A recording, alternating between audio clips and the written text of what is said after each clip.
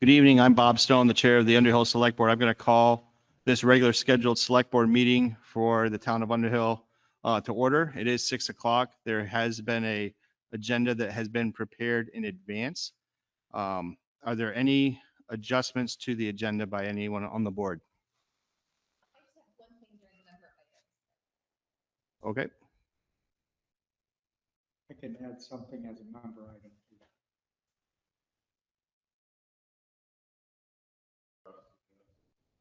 Could you turn on your microphones?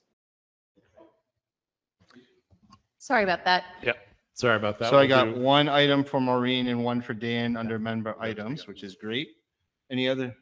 Just, you have to come up, Russ. Nothing for me.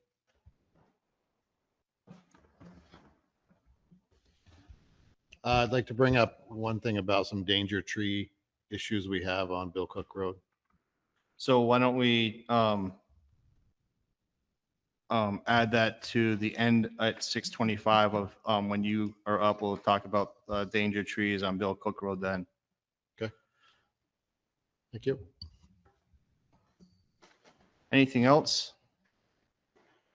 If not, we'll get right to it. Opening, this is a time where we have open public comment. If there's anyone here that would like to address anything to the board, this would be your time to come up. We ask that you come up to the microphone, address who you are, where you live, and take it from there. Come on up.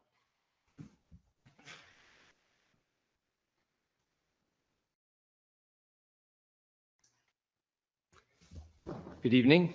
My name is Bill Livingstone. I live at 636 Irish Settlement Road. I'm here tonight to talk about the extended road closure that's planned for next summer and the effects it will have on Irish Settlement Road. I want to thank the Select Board for, particularly Bob, for bringing this up at the last Select Board meeting and identifying the need for additional speed controls at that time. I'm here tonight to highlight the need for additional dust controls. Irish Settlement Road already has a dust problem when the road dries out during the summer.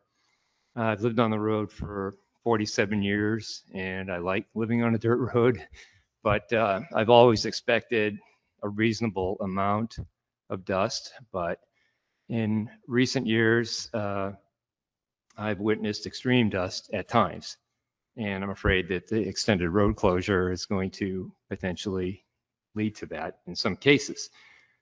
Large dust clouds affect the quality of life for many people on the road.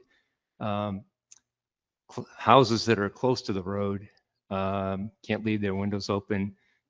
Visibility on the road is diminished substantially until a cloud of dust gradually dissipates. And it's a health hazard for those of us that run or ride bikes or walk on the road. There's a lot of people that do that on the road, which is great. I'm sure it's only going to get worse, as I said, when traffic is diverted during the closure. I guess, one of the things that I think causes, at least up in my area where Irish Settlement Road has a problem, is there was a lot of good work that was done several years ago to improve the road bed. And that led to big improvements in drainage and also far fewer mud-related problems. And but one side effect of the better drainage is the road dries out a lot quicker. And so that's definitely a factor up that way. So Russ has been very responsive and sympathetic when I've contacted him in the past about dust. He's pointed out that the chloride budget is limited and hasn't been increased for several years. And he's also mentioned that the chloride is only effective if it can be absorbed into the road surface.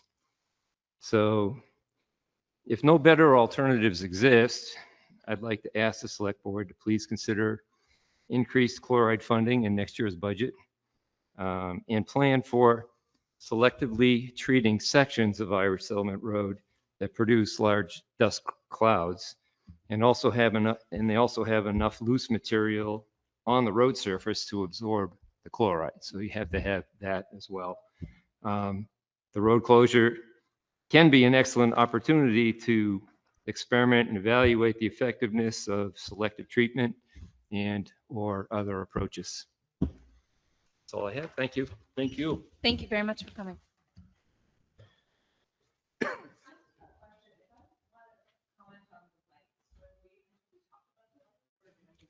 Yes, no, we're getting to that.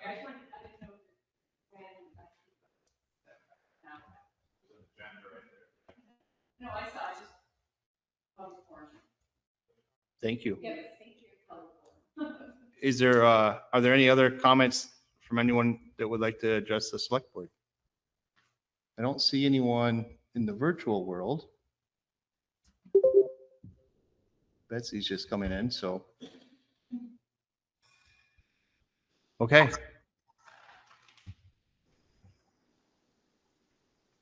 If there's no other public comment, we'll get right to the Tomasi Meadow. So we have, we're having a public forum to discuss the temporary lighting of the Tomasi Meadow. Anton Kelsey is here as the chair of the rec committee. And I welcome at this time the public's forum on the proposal for putting the lighting in the Tomasi Meadow. So if anyone would like to come up, please state your name, where you live. We'd like to try to limit, if we can, the comments to 2 minutes. And if time allows, we can, have people maybe speak a second time. But this would be a great opportunity for those of you here to let us know your thoughts about the lighting of the Tomasi Meadow. So, Anton. Bob, I just also have some written comments too that will have to be read at some point. If it's okay with the board, we'll read those into the record at the end.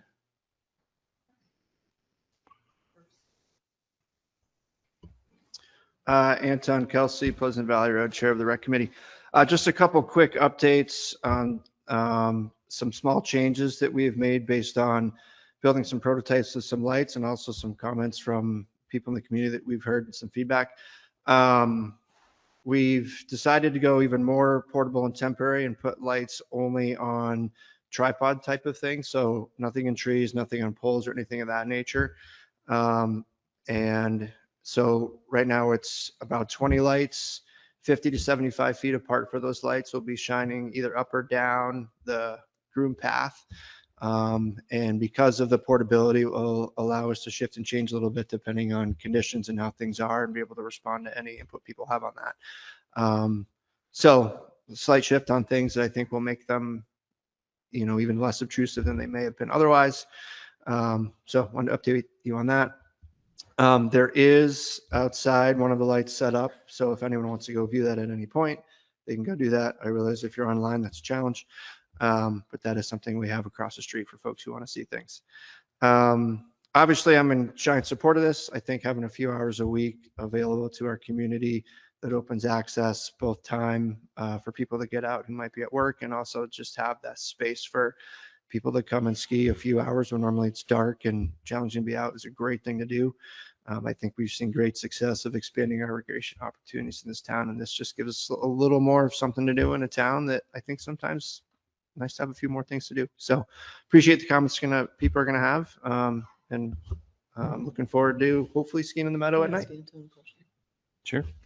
Anton, can I ask you a question?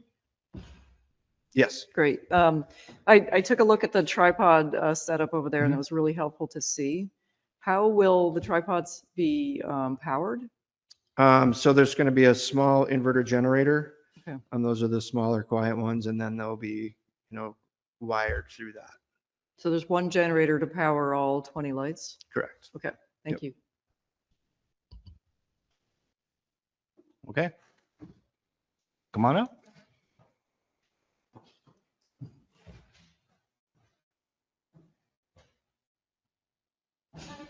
Oh, there we go. I'm Robin Farrell, 79 Pleasant Valley Road, directly across from the field. So I'm actually speaking for both myself and my husband Liam, who couldn't be here tonight. So I wrote something up. Some of it was just answered by Anton. So I'm going to say these things anyway because I think it's important. So we love this town and the people in it and want to be totally supportive of the things that feel important, but we have many questions, concerns, and thoughts. First and foremost, the first we heard about the possibility of lights in the field was in the letter sent from Brad, dated November 3rd. No one reached out to us to ask our thoughts or inform us of this idea. Again, our house is the house directly across from the field. We are easily reachable in many ways, and people who are part of the rec committee follow us on social media, where we also could have been reached. Not having a chance to hear more about this before this meeting feels like a big miss and has greatly impacted our thoughts on moving this forward. We have learned that other neighbors were spoken with previously, so we're not quite sure why we were not included in that. Feels really uncomfortable to kind of hear about something and have to talk about it with no information. As a result of this, we have many questions. How many lights? I think I've just heard that. Where will they be placed? How will they be installed? How bright are they? What is the impact on other uses of the field? What is the evidence of need? Who is asking for the lights? Why those hours and those days? So some information that we really feel like we don't know, and I don't want to assume. We also have concerns. If the lights are as bright as the skating rink, it will feel like having a spotlight across the street from us. Lights and however they are erected will also change the serenity and beauty of the field, the view, and our home, which sits directly across from the field. Additionally, lights could impact wildlife that lives in the woods and the field, which we see all the time. This field is a multi-use recreational field for all to use, not for one sport or group to dominate. In previous years, cross-country skiers have used headlamps, which we love seeing, which do not impact the landscape, the adjoining properties, the wildlife, and other usage. Why can't this be continued? And finally, what next? If 3 days and lights are approved, then what's next? Adding lights likely increases use, traffic, and noise, diminishing the possibility that others will have access. The lights also send a message that the field is for that use only. This is not a cross-country ski field only, and we would like to maintain the setting as it is currently, for use by all in a way that preserves the meadow. We are currently against the addition of the lights. Partly that's because we know nothing, and to not be informed at all when our house is the one directly across the street and will probably be the most impacted, as well as Ann and Bob, feels like a huge miss, and I cannot understand why we don't know. Getting that letter was really kind of shocking, actually. So we're here because we feel really left out. So thank you. Thanks. Thanks for coming in.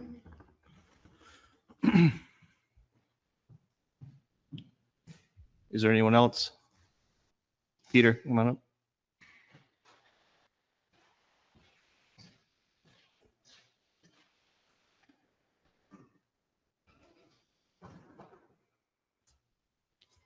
I'm Peter Davis, live at 15 Walbrook Lane. I will take full responsibility for this being my idea. I'm here as a representative from the Mansfield Nordic Club, which is the legal insured entity for the grooming in Tomasi Meadow. And a little context here, this would be the third year of our grooming effort at Tomasi's. 3 years ago, I approached Anton in the summer and said, would you mind if I sort of took this project on and showed the town what it might look like, a groomed effort in Tomasi's for the community? And he said, go for it. And I went out and bought a machine and set it up, demonstrated what I looked like. And then subsequently, we rounded up the club's own snow machine, and there was grooming equipment laying around the town that was unused. So I rounded that all up. So essentially, turnkey, no cost, a second year. Last year, we had everything going. And this is really the only example in the state of Vermont of a community groomed recreational Nordic facility. albeit a small one. It's a 2.5 kilometer loop that we routinely groom, but it's very flexible and can offer many opportunities. We currently, the club, the Mansfield Nordic Club, has on Tuesdays and Thursdays from 3:30 until 5, the youth skiing group of the club. There's the youth group, there's the racing juniors, and then there's the older masters. So those three groups are individually coached and operate not autonomously, but on their own with separate schedules and different venues. And Tomasi's has evolved to be a very favorable and supportive venue for up to 60 kids that are aged from 12 to 13. So that's middle school and elementary school level. And these kids with their parents sign up and they work through the program. Excuse me, just a minute, Peter. So we're going to try to limit the comments to 2 minutes, and you've Okay, spoken for so 3. I am one of the volunteer coaches. I'll give you another minute to go. Okay, I'll speed it up. Okay. I'm one of the volunteer coaches, and we group out with these kids depending on levels, and they currently are out there skiing around with headlights. And some of these headlights are better quality and lesser quality, fully charged or not. It's really difficult to keep track of these kids with their headlights as a group, and some of them don't have lights and they disappear. So from a safety standpoint, the addition of lights it would be a great help to keep the kids identified as a group, and for safety purposes, they're not wandering around away from their coaches. And would be an additional enhancement for people that are commuting and want to have exercise on their way home or as they get home. And the addition of lights encourages them to come out instead of groping around by themselves with a headlight. The lights enhance that. And the lights are demonstrated outside. As Anton said, that's proposed around 20 lights, 60 to 70 feet apart. These lights are adjustable up and down, 4 feet height max. So they're very low level lights. The light pollution is minimal, and they're directed down the track and away from the public, and there would be no very minimal spillover. And in conclusion, this is, and all of this is subject to annual review anyway. If things are not desirable on the part of the town, it's always if it's approved one year, it can be revoked the next year based on adverse feedback from the town. But I think this would be a singularly great opportunity for the town to have a recreational opportunity that is unparalleled in the state. Thank you. Anyone else?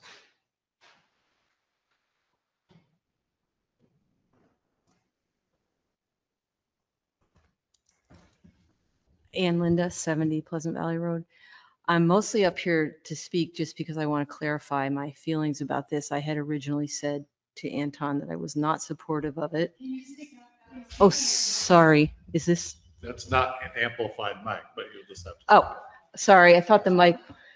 I was not originally in support of, I'm not in support of having lights in that field, but I feel differently after what you said tonight, Anton, about the tripod lights, because one of my biggest concerns was what I was calling the slippery slope, because I just felt like once there's lights attached to the trees, and I had pictured many more than what you were describing tonight. I think as long as that slippery slope doesn't happen, then I am not going to stand in the way of this. I just really don't want to see lights out there in the future. So that's all. Thank you. Anyone else?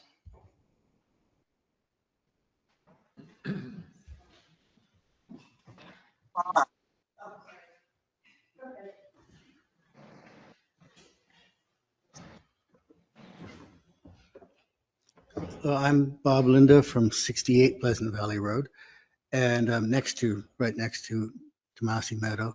And I have a question about the, you said they're on tripods, so they're temporary. Are they coming down? Are you taking them down and setting them up every day? They'll stay there for 3 days. Well, Tuesday through till Thursday, right? Oh, you'll just leave them there?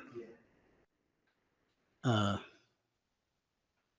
right, that doesn't, to me as a neighbor, that doesn't sound good because it means it almost begs for a slippery slope of, gee, can we please do them on Friday?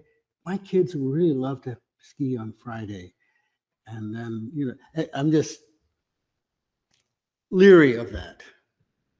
So, if they were taken down every week, that would help. Just seems a little bit of a break on things, just a control to temper it. So that's all. Thank you very much. You want to try somebody from offline, Bob, or Betsy, did you have something to say? I see you've activated your mic a couple times. No. Yes, I just feel as though I'm concerned about longevity and slippery slopeness, as well as one more place for traffic and confusion. And I would hope that we could really consider the neighbors' concerns. Thank you. Betsy, can you state where you live? Betsy Chapik, 4 Krug Road. Thank you so much.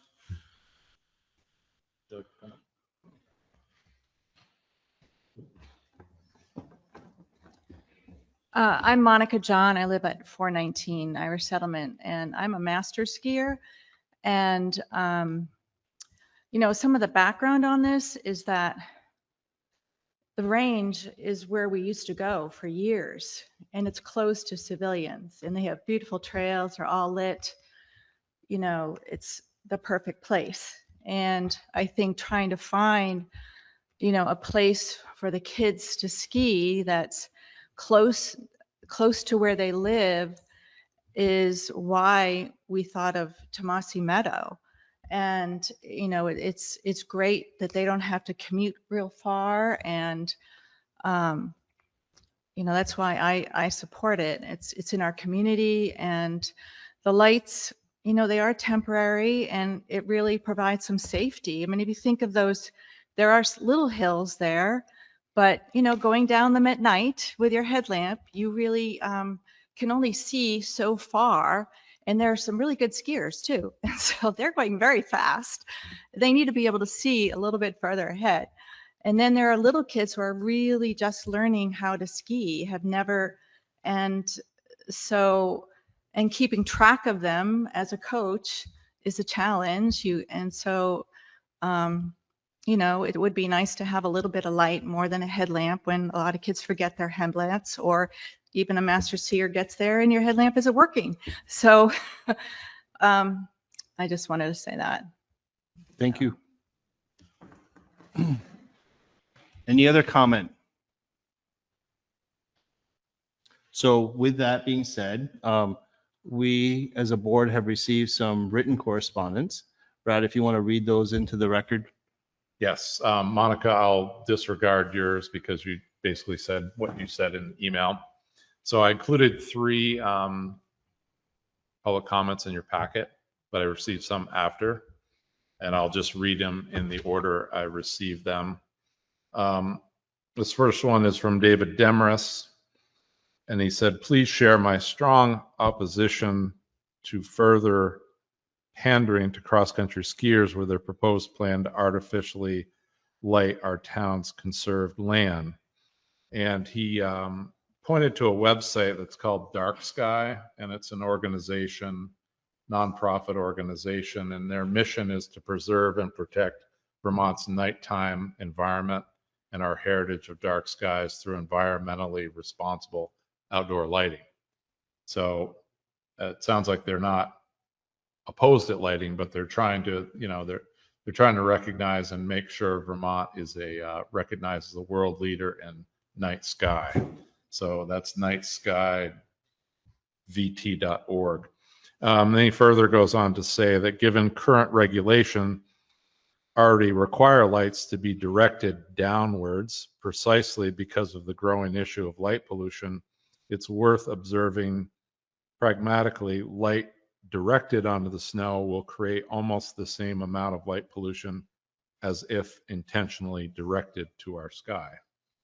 So that was Dave Demarest of Fuller Road. Next, we have Amy Peacott.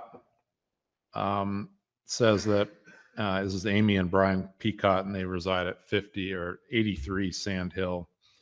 Said Brian and I will be away at the next select board meeting. I would like you to submit these comments and share with the select board.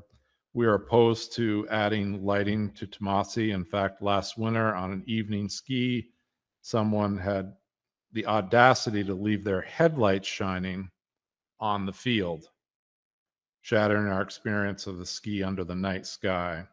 Adding lights not only changes the recreational experience of the meadow, but it encroaches upon wildlife needs and degrades the iconic setting. This area, which we actively help conserve forever, was meant to be a natural area and not to be an area to be developed. Adding picnic tables, increasing parking, portalettes, and now lights is not the intention of environmental conservation. Please no lights in this special place. Encourage users of Tomasi to wear headlamps, but no more development on this shared important natural area between people and wildlife. Then we have a note here from Corey Page. Says she lives on Orchard Lane, which is off Lower English, or actually off Pleasant Valley, I'm sorry. Our family of 6 lives on Orchard Road in Underhill. We moved here 5 years ago for Nordic skiing. Our oldest, Emma, now skis for UVM. This achievement was largely due to Mount Mansfield Nordic Club.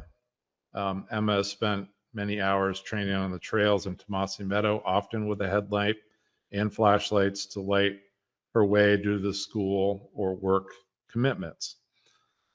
The rest of us have done the same. We've always wished there were lights so we could use the trails more often midweek. When we can't get there until after dark, we visited Scandinavia, and this is how they get through the long, dark winters with joy. Lights so they can enjoy winter activities for more hours. It would make so much sense for our community. Please consider lighting our way. Thank you. We had a comment from someone in Jericho, and Liz Hollenbach. She's a coach for Mansfield Nordic, Bill Koch League, and is also in support of the lighting. I live in Jericho. I'm a program coordinator for Mansfield Nordic, Bill Koch League youth ski program, also a parent of 2 little kids who all love things skiing. I'm in favor of the lights because it provides access to recreation during some of the darkest months in Vermont. Lights for youth skiing. Lights help support our local youth ski group and other youth groups that come to Tomasi Meadow after school. Lights would directly impact our school group in a positive way. Having some lights will make teaching skiing just a little easier on our volunteer coaches. Having lights will make skiing more fun for the 4-year-olds and their caregivers. Having lights will make it possible for one last game of sharks and minnows before the end of practice. Lights in our community. Lights help locals ski after work and build community around winter recreation. Not everyone has the flexibility to ski during the daytime, and I think having the option to ski after work would be amazing. And we have one from Seth Friedman, who lives on Pleasant Valley. I would like to express my support for the Tomasi Meadow Light Project. As we all know, our daylight hours are short at this time of year. As a community, I feel it's important that we support an outdoor recreation that promotes our youth and adult population in health building activities. Nordic skiing is a very inexpensive way to enjoy the outdoors, build community, and promote healthy habits. The expanding parking at the north end of the meadow created by our dedicated road crew, along with the winter parking at the south end, alleviate any parking issues we have seen in the past. Most importantly, the project does not use taxpayer funding and is solely supported by volunteers. In my humble opinion, this is a win-win for our community. And then lastly, we have something from Sheldon Smith, who lives on Beartown Road. I'm emailing to express my support for the temporary winter lighting proposal on Tomasi. It seems like a great resource for our enthusiastic ski community. That's it. Thank you. Well, Brad, did you want to read the ones that were in the packet? They were in the packet. Oh, We- so then you don't need could. to read those ones, I 'cause they're already- didn't feel we could because they're I all get it. public Never mind. information, but they were all letters of support, I believe. all right. I don't see anyone additionally on the virtual environment. I guess last call for comments regarding the lighting of the Tomasi Meadow. All right. With that, we will be moving on. Thank you, everyone, that will conclude the public forum portion of our meeting. I'm not sure when we're going to deliberate on this topic, but this was the opportunity for the select board to solicit and receive public comment from you all, and we'll go from there. Thank you again.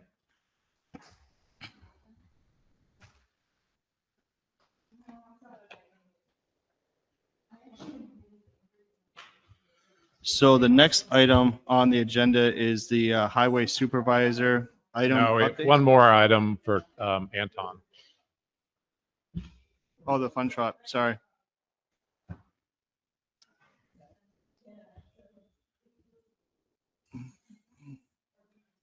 No, our meeting is continuing.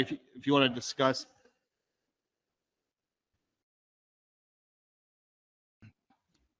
Sorry, Anton, I thought it was all grouped together because I just saw at the beginning of it said Tomasi Meadow. So I apologize for not looking at that more clearly.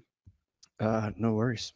Anson Kelsey back again. I'm here a little bit with my tail between my legs because we've had the annual Tomasi Trot race that we have done as a fundraiser in Tomasi Meadow.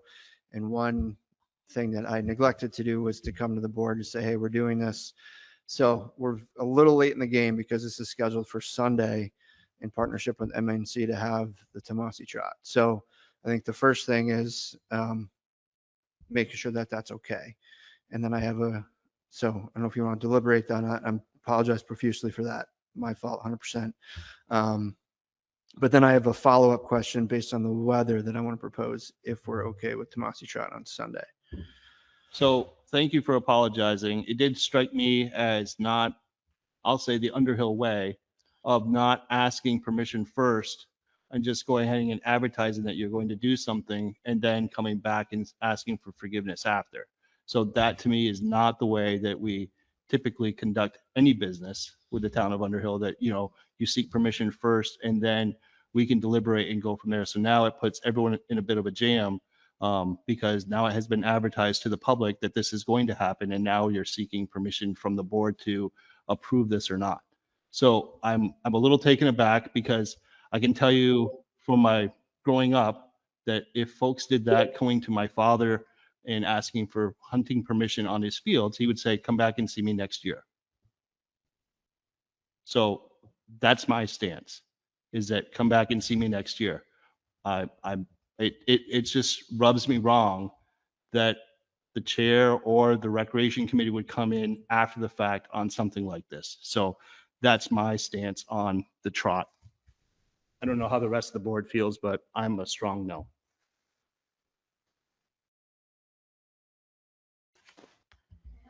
No, you cannot. Totally respect your thoughts, Bob, and totally understand that perspective, and I get it, and I hope Anton hears that loudly. That said, this is not our first fun run event at this location. I am in support of having the run happen. So I would put a motion on the table to approve the run on Sunday. There's a motion on the table. Is it second? I'll second. Is there discussion? I think, Patty, I agree with her sort of summary of it. And I don't think this is going to happen again. So Don't do it again. No, this is, like I said, 100% my fault, and, crossing Ts and dotting Is, and I was even here, 2 of the last 3 meetings, and easily could have brought it up, so 100% my fault. Any further discussion? How many years have you done this? I think this is the 4th one. So the prior 3 years. I do respect your apology and understand how those can go in when it's kind of a habit and people expect it and people go. I would vote in favor of the motion in that regard. Any other further discussion? Hearing none, are you ready for the question? We'll be doing a roll call vote because there is a divided house. I'll start. Bob Stone, no. Dan Steinbauer, aye. Patty Richards, yes. Maureen Collins-Kolb, aye. Charlotte Rule, aye. The motion carries 4-1. Thank you. Appreciate your support, folks. Thank you. Thank you.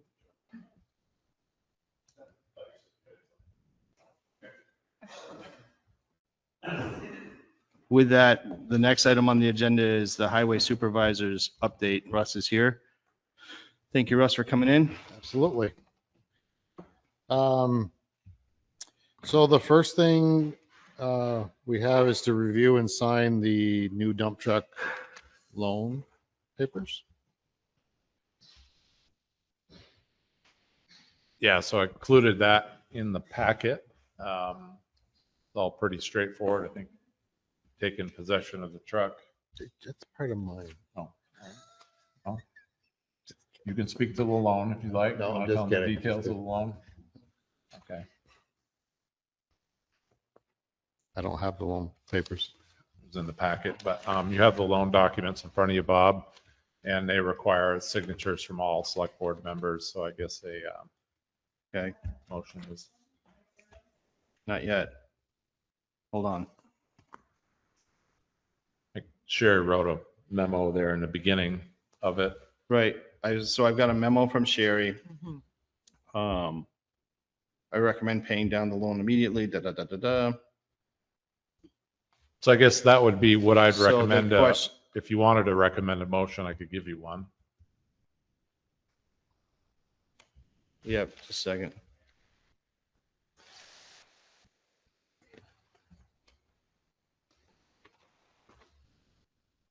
So the question really that is before us is, we have voter approval to take a loan out for $303,000. The question I think before us is, do we take the entire amount, or do we offset that from the sale of the other truck? And then not borrow as much, or do we just borrow the 303 and then we can pay down that note quickly with the proceeds of the dump truck that we just sold? That's what Sherry's proposing, is a cleaner way to do it. We did it with the excavator that way. We've done it in the past with trucks that have been traded in. So basically, the voters approved up to a certain amount, but I think they have an expectation that when the old truck is sold, that it goes towards the new truck. And so we would just immediately, that would basically wipe out 1 year's payment right off the bat. So if you'd like to make a motion, this would be a good time. So I guess I would move to approve the loan with the Union Bank for, is it 303,000? And to use the proceeds from the sale of the 2018 tandem dump truck to go directly towards the principal of the loan. I will move that. It's been moved by Dan to grab the loan from the Union Bank and with the, for 303,000 and to take the proceeds from the 2018 dump truck and apply that money towards the principal of that note. Is there a second? I'll second. Any discussion? So in Sherry's memo, she notes that there's not a plow associated with this new truck, and a plow typically costs about $7,000. So she's recommending to take from the sale price from the used plow, which was $64,900, deduct $7,000 from that and use $57,000 to offset the loan. So I would be in support of that effort by using the proceeds of the sale to purchase the plow at $7,000, and then the remainder goes to offset the loan. Yeah, sorry, Patty, I Yes. forgot No that. worries. No worries. Forgot that part. I didn't have it. So I guess, does it matter? It's like organizing chairs. You know, you need 20 chairs, so you put 20 chairs out. If we're going to be borrowing $303,000 and we know that we need to put a plow on the truck and we're going to sell the used truck, it just seems like, I don't know that if we're getting too much into the weeds as far as, you know, dictating, you know, that the money from the sale of the plow, no disrespect.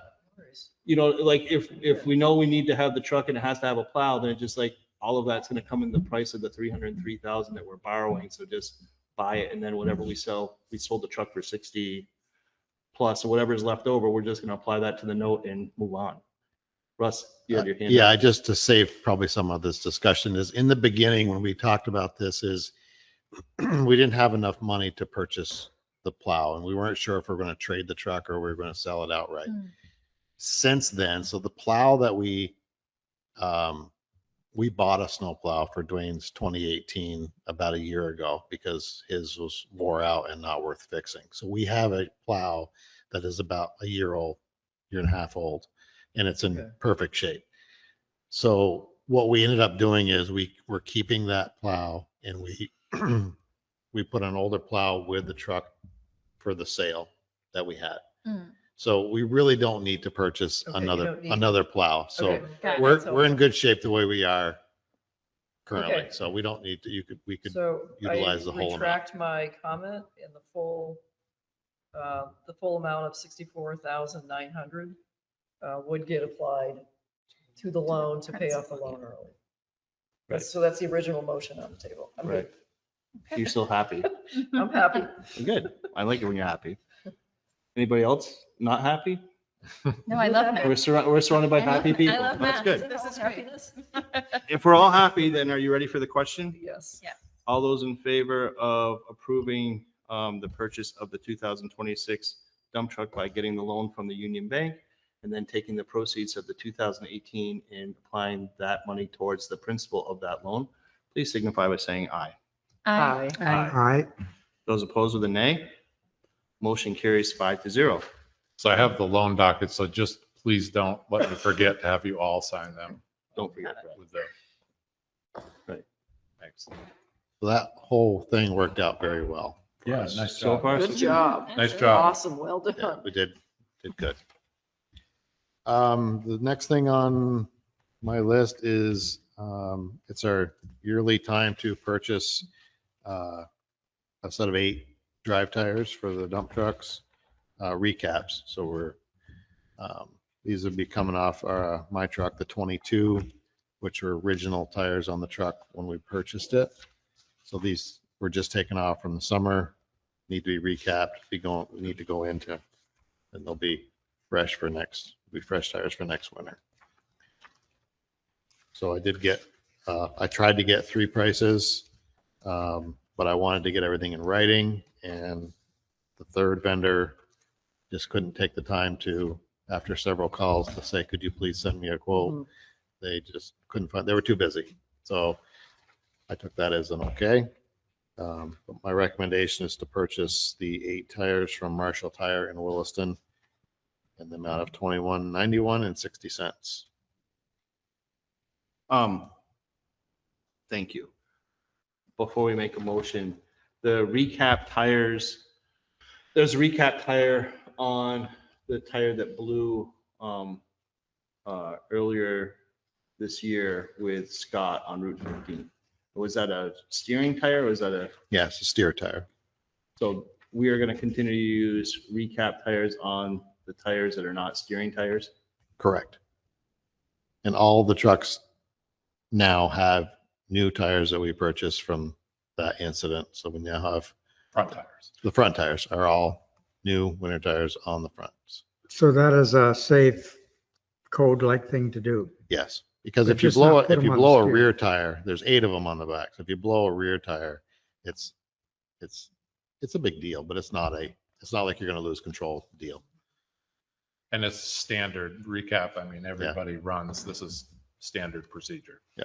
Very good. With that, I will move that we purchase 8 recap tires from Marshall Tire in South Burlington, the amount of $2,191.60. I'm actually going to move it up to not to exceed $2,500 and utilize the heavy truck maintenance line item in the budget. Is there a second? Second that. Any discussion? Hearing none, are you ready for the question? All those in favor of approving up to $2,500 for the purchase of recap tires from Marshall Tires in South Burlington, please signify by saying aye. Aye. Aye. Those opposed with a nay. That motion carries 5-0. Next, we have generator maintenance contract. So a short time ago, we received an email from the generator company about offering contract where they monitor our generators. And I didn't at first really think it was that much needed. However, when they did come to service the generator at the town garage for the first year, they said it hasn't been working since April. And this was after July, I think they were here. We never noticed it when it comes on at 7 o'clock. It's on the far end of the building. It's very quiet. We just didn't notice it. What had happened is something happened with the water pump and it blew the belt off. And when that happened, it shut it down so it wouldn't operate. So after that happening, I think it's, I don't remember the exact numbers, but it's probably in your packet. But I kind of like the idea if they can monitor that from their location and see that there's a problem before we actually need the unit. So I personally think it's a nice idea. So Jennifer got an app on her phone for the town hall, and it basically gives her an update so it's scheduled to start every Monday at 8 a.m. So it gives her an alert on her phone, you know, and a work email, starts up, it's running. I'm not sure I guess I'm a little confused is if that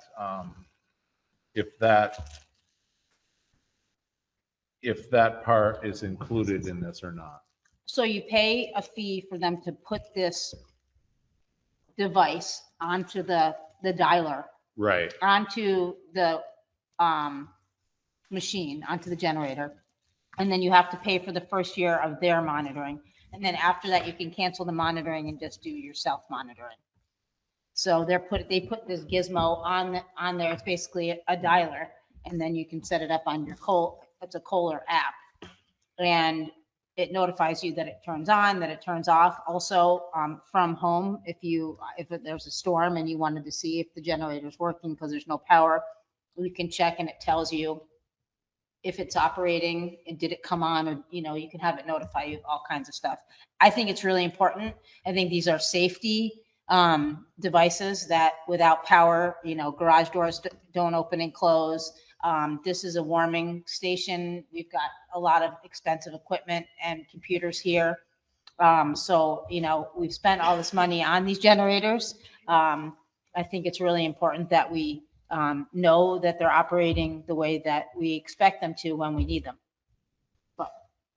So this really is a preventative maintenance plan. So you can see the options. Plan 1, upload software upgrades, download performance, technical inspections, testing. They change the oil, the air filters, tune up the engine. So basically you have an option to do that once a year or twice a year.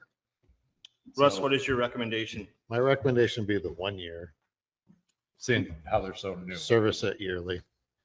I'm going to move that we enter into a service contract for 1 year with Brookfield Services, or a second. Second. Any discussion? So this is the plan that includes the app that Jennifer was talking about. Little unclear on that, I Okay. guess. And, but I gotta say, we just went ahead and did it because it was a nominal fee. It was, we're talking like $100 or something. I don't think it was much money at all to get Mhm. that part installed. Got This it. may have it. We can find that out. But I would recommend for the town hall, also the 1 year service. Perhaps when they get longer, when they get a little older, we may Mhm. want to do it twice a year. But I'd recommend the same for the, So we don't have a proposal for the contract for the town hall, just the garage, no, correct? we have 2 contracts, one for Oh, the town my hall, one my for the garage. apologies. So what I'd like to, though, if you could put in your motion, the caveat there to make sure if the town garage doesn't have that Gizmo. gizmo or The dialer. the dialer, Okay.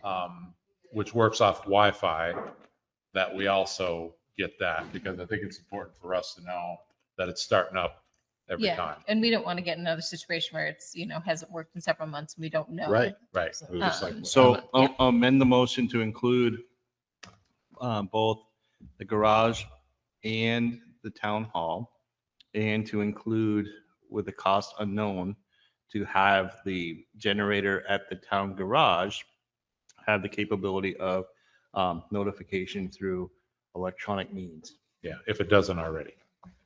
I'll second that new motion. Okay. Now we've got this all ironed out. Any other discussion? We're going to go with Plan 1 for both of them, the Mhm. major Correct. service plan. Any discussion? Hearing none, are you ready for the question? Okay, here we go. All those in favor of getting into a service contract for both the town hall and town garage? Plan number 1 with the caveat of adding the notification for the garage. Please signify by saying aye. Aye. Aye. Aye. Aye. Aye. Those opposed, a nay. That motion carries 5-0. Okay. Russ, I think you got one more thing. 2 more things. Yeah. The next thing is the trees on Bill Cook Road at number 84. So I apologize for not getting this into the packet in time. I was waiting for another quote to come back, which took longer than expected. So I just got that back. But because they are danger trees, I was hoping to get this approved tonight. So we have 2 large maples at this residence that have been deteriorating for quite some time. And the other morning, a gentleman was waiting for the bus with his children, and it was kind of windy, and a large branch came down right next to them where they're waiting for the bus.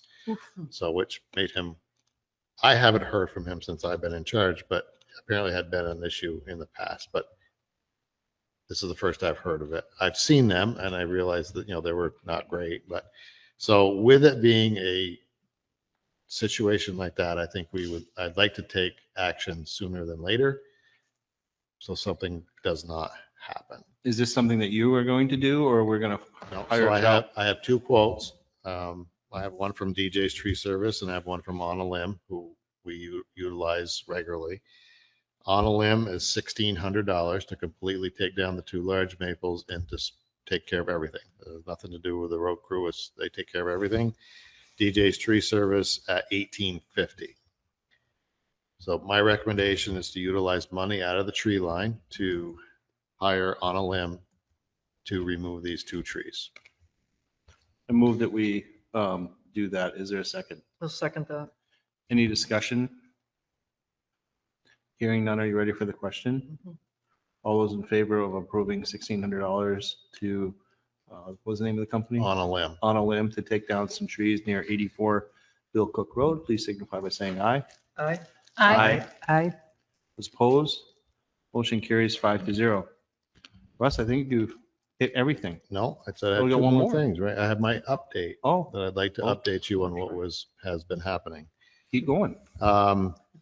With the trees. We were doing a large ditching job on Blakey Road, which we have finished. We moved to Silly Hill Road, which we're going from the Jericho Town line down to number 364. It's quite a little stretch, but doing ditching and deberming. We were almost done before the snow came, but we're hoping that it calms down and we'll be able to finish that day or two. We'll have that finished up there. Then we'll be done doing any kind of ditching and excavation work for the winter. We moved to North Underhill Station Road and Gertz Knob and cleaned all the beaver debris out of the culverts to get water flowing good for winter. All the trucks have been ready for winter. Tires changed, wings are on, ready to go. Thank God that we were ready because winter has started. We've done some road sign installations, and we added a new sign. I don't know if anybody has noticed it or not on Pleasant Valley Road by Seth Friedman's to try to control the speed of traffic coming down Pleasant Valley Road towards New Road, which is a very dangerous area and we're pulling in and out with trucks. We added a yellow triangle sign with a swervy road and then a suggested speed of 25 miles an hour. These are signs that we can legally put up. We can't change the speed and put up a white sign. These are yellow, and it's strictly, this is what we recommend that you travel this speed at, or this road at. We can hopefully see a reduce in speed with cars coming down around that corner. So that's a new sign that we've added. I'm sure Patty's seen it coming down through. It's hard to see it when you're going at warp speed, isn't it, Patty? You know? You will next time you come back down. I know you will. We've continued, and I think we've finished up our VOSHA projects that we know that we needed to take care of. We now have a new safety data binder in-house, and kudos to Amanda for helping with that and building this beautiful book that VOSHA be taking pictures of if they come back to see us again. Nice job. But we've done some organization. We've gotten rid of the things that they said we can't have and made things better that we know of. We have not heard anything back from them as of yet. But I think we're pretty good shape for what. Have you communicated the progress that you've made to date with them? I have not yet. We're just finishing up here in between storms. We're almost done. We probably got another few hours of doing something. I would recommend that we communicate what items that have been addressed sooner rather than later.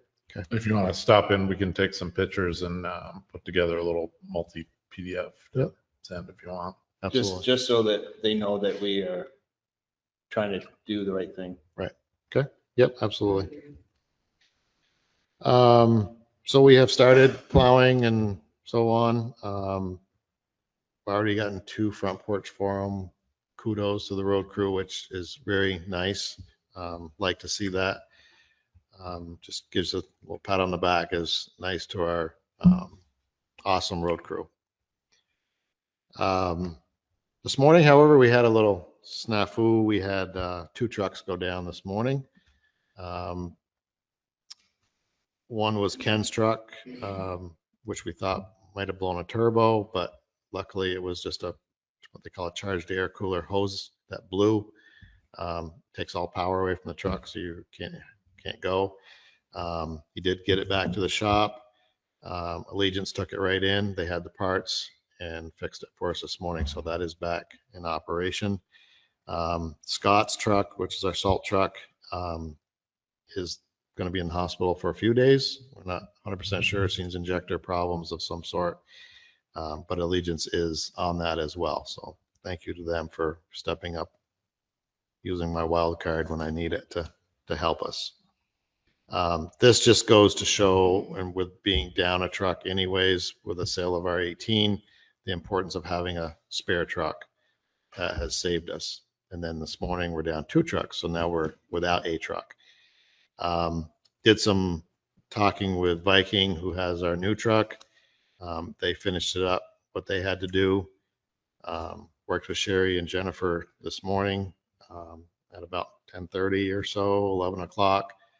Got a check for it. We went and got it, and we got that truck in service this afternoon. So we are, right now, we're with our spare, we're all in good shape.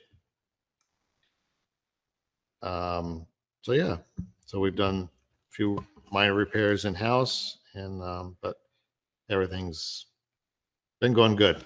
Great Were group. those Great warranty group. items? Yes. So those are all, since they're new trucks, they're under warranty. Yeah. And even new trucks. Yes, no go down. repair, no cost out of pocket for those. Excellent.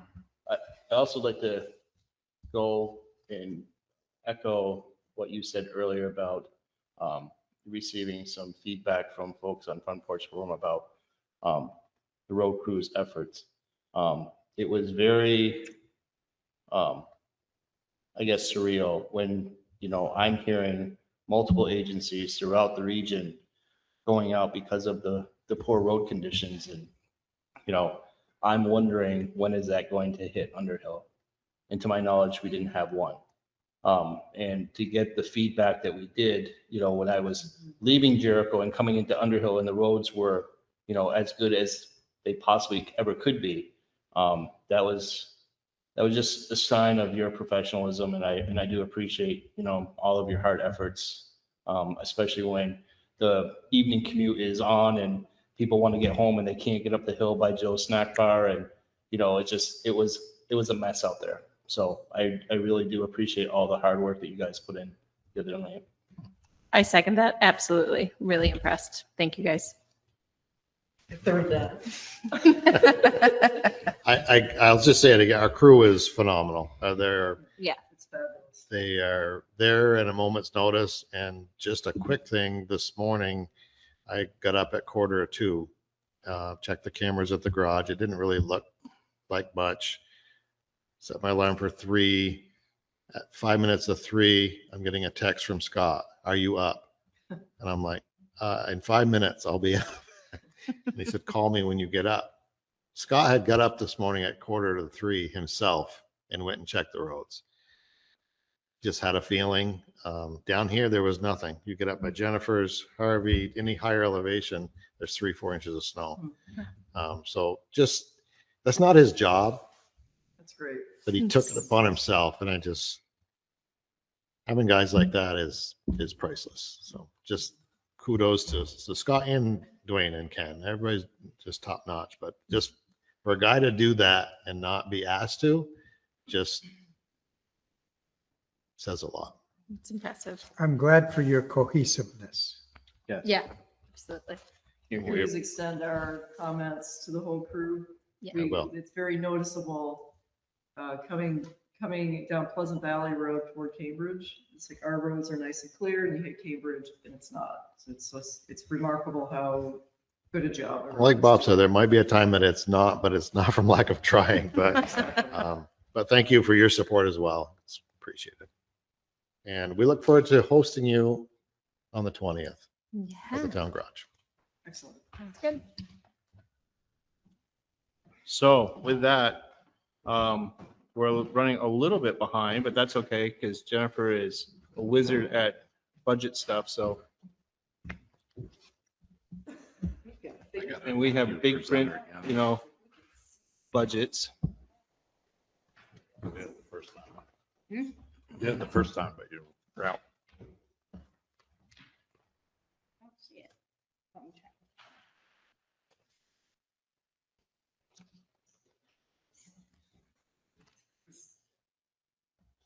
All right.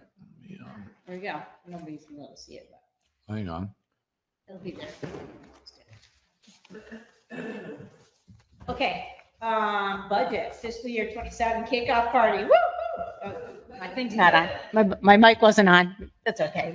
I won't repeat that. Okay, so Shara, I think you're the only one who hasn't been through budget season. So I try to make this as easy as we can. We got a lot of years of practice here doing this.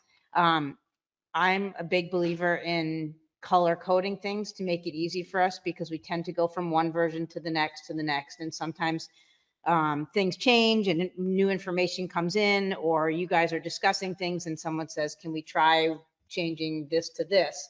And that way we can look back we can go forward from version 1 to 2 to 3. And then we could also look back if someone says, but wait, didn't we do this in version 2? And once we get to like version 3, I'll be able to actually tell you what these numbers will do for our tax rate. Until we fill in some of these bigger numbers that I want to go over tonight. And then my plan is after tonight, for tomorrow, I will get version 2 completed and to you so that you have it for next Thursday. So Brad and I are going to meet tomorrow and go over some of the appropriation stuff that we've gotten in this week. But my goal is to get it to you each time so that you have a good week to look at this stuff, make notes, ask questions, and be prepared so that we can keep this moving as quickly as possible. There's a few things on the agenda, but it's going to be mostly next Thursday at the garage, Budget concentrated on the budget. And I won't be here, but you won't need me because you'll have this a week ahead, and anything that changes, I'll get your messages and make those changes for version 3. But I had a previous engagement, so I will not be there. So with each version, you get a spreadsheet that has kind of the changes from one version to the next, or in this case, the first one, I kind of highlighted anything that was a significant change or that I had, that I knew that we would have to have questions or discussions on. I did send a cover letter with this that stated what some of the assumptions that were made. One of the big assumptions is the 3% for the cost of living increase for across the board for all of the salaries and rates. And that is the Vermont cost of living increase that the state of Vermont's using. So that's what the town uses. So that is embedded in all of this, which then affects what goes into any kind of retirement or anything like that. So that's all embedded under the salaries and benefit lines for each one. And then other than that, what I would like to do would be to go through the spreadsheet that I did, or if there's any items on here that you guys have questions or want to comment on as we're going through this. I think we can go pretty quickly. There's only a few things revenue related that we really discuss, and then the rest are all expenses. I have met with all of the departments, and Russ and I spent some time together and went through all the highway expenses. So we really got some numbers in here that we've all put a lot of time and effort into presenting these numbers as we know them. But there are some that I feel very strongly, that we all feel strongly that the board needs to have more of an input on and discussion. So if you guys are okay with that, I'm going to go right down the line here and go to line 24, which is our current use. And basically, we've been budgeting current use. So this is line 24 at like 57,000, but the actual in fiscal year 26 came in at 86,689. We budgeted this year at 57 and it came in at 89,000. So with your support, I'm going to propose that for next year, we put it in at 90,000. That's a significant chunk of income that we're getting from the state of Vermont Department of Taxes. And that money is for people who are in current use contracts. They're either agriculture or they make a promise not to develop their land. It was established back in, I think, the late 70s as a way to try and preserve the landscape of Vermont and give people a tax incentive to not develop their land. So, and it's unlikely that something like this would ever go down dramatically without something people, like it could go off the table altogether. It could. There's been talk about eliminating the current use program, which I'm a strong opponent or in favor of, because I think it would all balance out. But anyway, no, we're stuck with But this. for now, it's there. So Yeah. why not recognize this income that we've been getting? This year, like I said, it just came in 2 weeks ago at $89,000 was deposited into our account. So it's not something that we know about. And Amanda always says, well, some years, some properties will go out of contract and some, but it's really rare now that any are coming into contract. It's more likely that they're going out of contract. But And of course, it's different from our local agreement. That is something that all the taxpayers supply. It's a current use program of itself, but it's ours. right, and this is the state, so we don't really have control over it. So anyway, for version 2, my proposal would be to put it in at $90,000 income. Because Can somebody be in the local agreement with us and also be in current No, use? no. It's one or the other? One or the other. Okay. Yeah. All right. Make sure it's not. And we get no revenue, obviously, from the local agreement. It costs us money. which is why if you look under line 7 up above where it says local agreement, you'll see what I wrote down, do not budget. I met with the auditors about this and I said, why would a town put local agreement tax revenue in the budget as revenue when we don't get it? And he said, I don't know. And I said, well, since I came on board as finance officer, it was in here as a revenue and also an expense, which just washed. And it made our calculations more difficult. It made our assumptions more difficult. It complicates things and it's unnecessary. And the auditor looked at me and said, yep. So I'm not putting it in the budget under revenue or expense because it isn't. So you see it goes poof, gone. But doesn't it, but it plays into the tax rate. It doesn't have to Right. play into the tax rate at all. So it's just part of, it's foregone revenue. So it's subtracted. So it's just less revenue. But if it's less revenue, doesn't the rest of the taxpayer base pick Yes. that Then portion there, up? so it gets added. It's still, so it gets subtracted from tax revenue, but it's not a real number. There's no money that's transferring. We were putting it in there as an expense and a revenue. It was a journal entry. It was never we never received any money or lost any money on the books. It's So- just a number that we calculate. So we can do that equation when it comes to Right. doing the tax bill. Right, We'll have the local agreement. That'll be a certain It percentage. shows up Right. there. Right. but it's foregone money. It's not real. It's not like we It's get the not money and we're income giving it back. Or an expense, so it Correct. should be in the budget. It's Correct. part of like a. Well, it is an expense because we're losing that revenue. Right, but Which not- is why it was in here, yeah. but see how that complicates things? It's just it not is. necessary. No, I think that's right, just. So you'll see that I put do not budget under revenue, and when we get to it on the expense line, the same. And we'll get to that when we get down the list here. Okay. So then the reappraisal line was the next one, I think. Oh, I put 13.9 because the reappraisal money every year, if it's a year we're doing a reappraisal, then we count that as income. If it's a year that we're not doing a reappraisal, it goes into reserve automatically. So this is a reappraisal year, so it's there. So the line 25, the grant income, we should probably put the structures grant in that, do you think? I think that might be under the highway grant Okay. income. So yeah, Yep. yes, we would. Definitely. If that's not in here, then we will definitely put it in for version 2. The next one, highway miscellaneous income, and this is one that line 28. Every year we've been budgeting 5,000 or 6,000. But it seems like each year something happens and it's higher than that, but I also don't want to count on that income. So for instance, the sale of the truck is highway income. I think I forget what we sold last year. There's something we sold last year. And it was higher. Or if we install a new culvert and bill somebody for the culvert. Yeah. That's highway income. Yeah. Or if there was something else like if we sell the generator, Right. that's going to be miscellaneous highway income. So What's the actual for this year? It cut off on the thing, so I couldn't quite see what the number was. well, the sale of the truck is Oh, going to so it's be gonna in be this like year. that It's going to be 60,000 something. 60,000 Oh, something gosh, dollars. But I also, it's also something that we don't really count on. So I don't want to make it higher and then we don't get that money and then, but I want it to be something that you guys think about.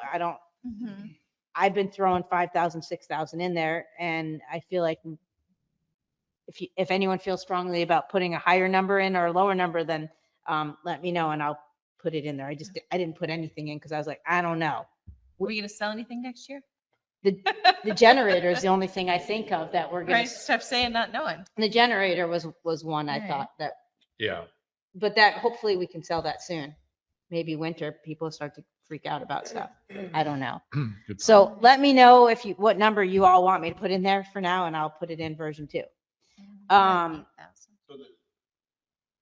the generator that we purchased for the town garage, it's been discussed that we're going to sell that? No, Right. but you and I have talked about it several times, Bob, selling that and then using the money from that and purchasing a generator that would work with the GenerLink for the schoolhouse. Right, so that generator that we have will not work with that? No, we found that out after that. When the big storm came in, we were flying all over the place, right, to try and figure out something, how to keep the garage warm because it was without power for days. Bought this generator. It could have been altered so the GenerLink worked. We installed the GenerLink. We Right, I just remember used that. a borrowed generator Oh, to okay. run it. Now I remember. Okay. And we didn't want to go into our electrician didn't want to go into the generator because he thought it would, it was just not a good idea. So that generator is perfect condition, could be sold. If we bought another generator, we'd make sure it's GenerLink compatible. We have the GenerLink. Right, and then we can have it there. Got it. All right, thank you. So anyway, if nobody feels strongly about it, I'll throw 6,000 in there again, just as some kind of miscellaneous income, but either way, it's not a big deal. So moving down to line 45, which is the is the reappraisal number. It's not showing up on this screen. You can see this screen, this is how it looks. There you go. Okay. Perfect. So line 45, the reappraisal reserve, you'll see that I put 25,000. That's because I met with Amanda and we are doing the statistical reappraisal and Tom will be coming in and doing some work for that. And so that will be, we do have money in the reappraisal reserve. So that if the total cost is about 25,000, then some of that can come from the 13.9 and the rest would come from the reserve for that. So we do have the money to cover that. That doesn't have to be raised from taxes this year. Then I have a grant number. We often do not put any grant income in our budget because lots of times we're like, oh, we're going to do paving and we're going to apply for a $200,000 grant, but we don't know if we're going to get it. So this year we have 2 grants that we already have. Is it 2 or is that just 1? 2. We have the one you have in here, the grants and aid for 30. And then we have a $200,000 grant for the structures. So both of those will be in there, which will offset our need to get that money as tax revenue. Mm-hmm. And so then the 200 may not be in there. So that has to get put in tomorrow. Right. And that's where it'd go. No, it'll go under capital, I think. So we will budget what is needed, like for paving. And if we get the grant, that just counted as income. No. Mark my words, we will not get another paving grant for another probably 7 years. Right. We were very fortunate to get. I was just using that as an example. Right, but what we other have grants would we get? Well, we have a structures grant we just received. So we received about $450,000 in grants this year. In other words, we aren't even counting on any for another Well, we're year. counting on the ones we have in our hand. But we're not even applying for any more? Well, of course, we'll be applying. Yeah, we always for more, apply. But we'll apply for the paving grant. You just, based on the statistics, how it works, you're not going to get it. I understand. We're not going to get another structures grant because we don't have another structure to replace. We always apply for the grants and aid or the Better Back Roads program. But I guess what Jennifer's saying is the way the state programs work, we never know during this budget cycle if we're going to get it or not. So it's foolish to put money that you're expecting to get to offset, you know. We've talked about this in the past, that Yeah. we should not count on that at all. Correct. Ever. This year, however, you will see money in the grant income because we actually have the grants in hand for the structure, 230 for So the, you can see on that line 47, that 87,000, that was in there because we got a Better Back Roads grant to do the lower English. So we And- put that in there that year because that was a major project. that was the actual, we hadn't budgeted it. Right. So you exactly. see it there as, So I'm gonna say, based on time, and trying to keep this going, that we will dedicate another 10 minutes to this. And then we're going to move on in the budget, in the meeting process, and we'll have our budget discussions later. But I want to try to move the meeting along. So we have another 10 minutes to go through this, and then we have to go back to getting on board with the agenda that we have. So I'm sorry that we're going to have to rob Peter to pay Paul, pardon the expression. So either we're going to rob it here or we're going to have to rob it somewhere else. But we are now going to be running behind. So if we can try to get through the majority of this in the next 10 minutes, that would be great. great. I'm going to scroll down then to the ones that I need your input on for sure, which are blanks. Let me go down to those.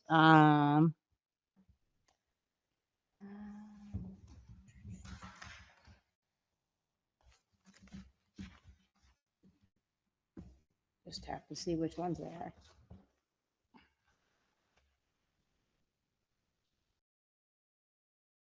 Oh, there's not a lot that I needed to put on.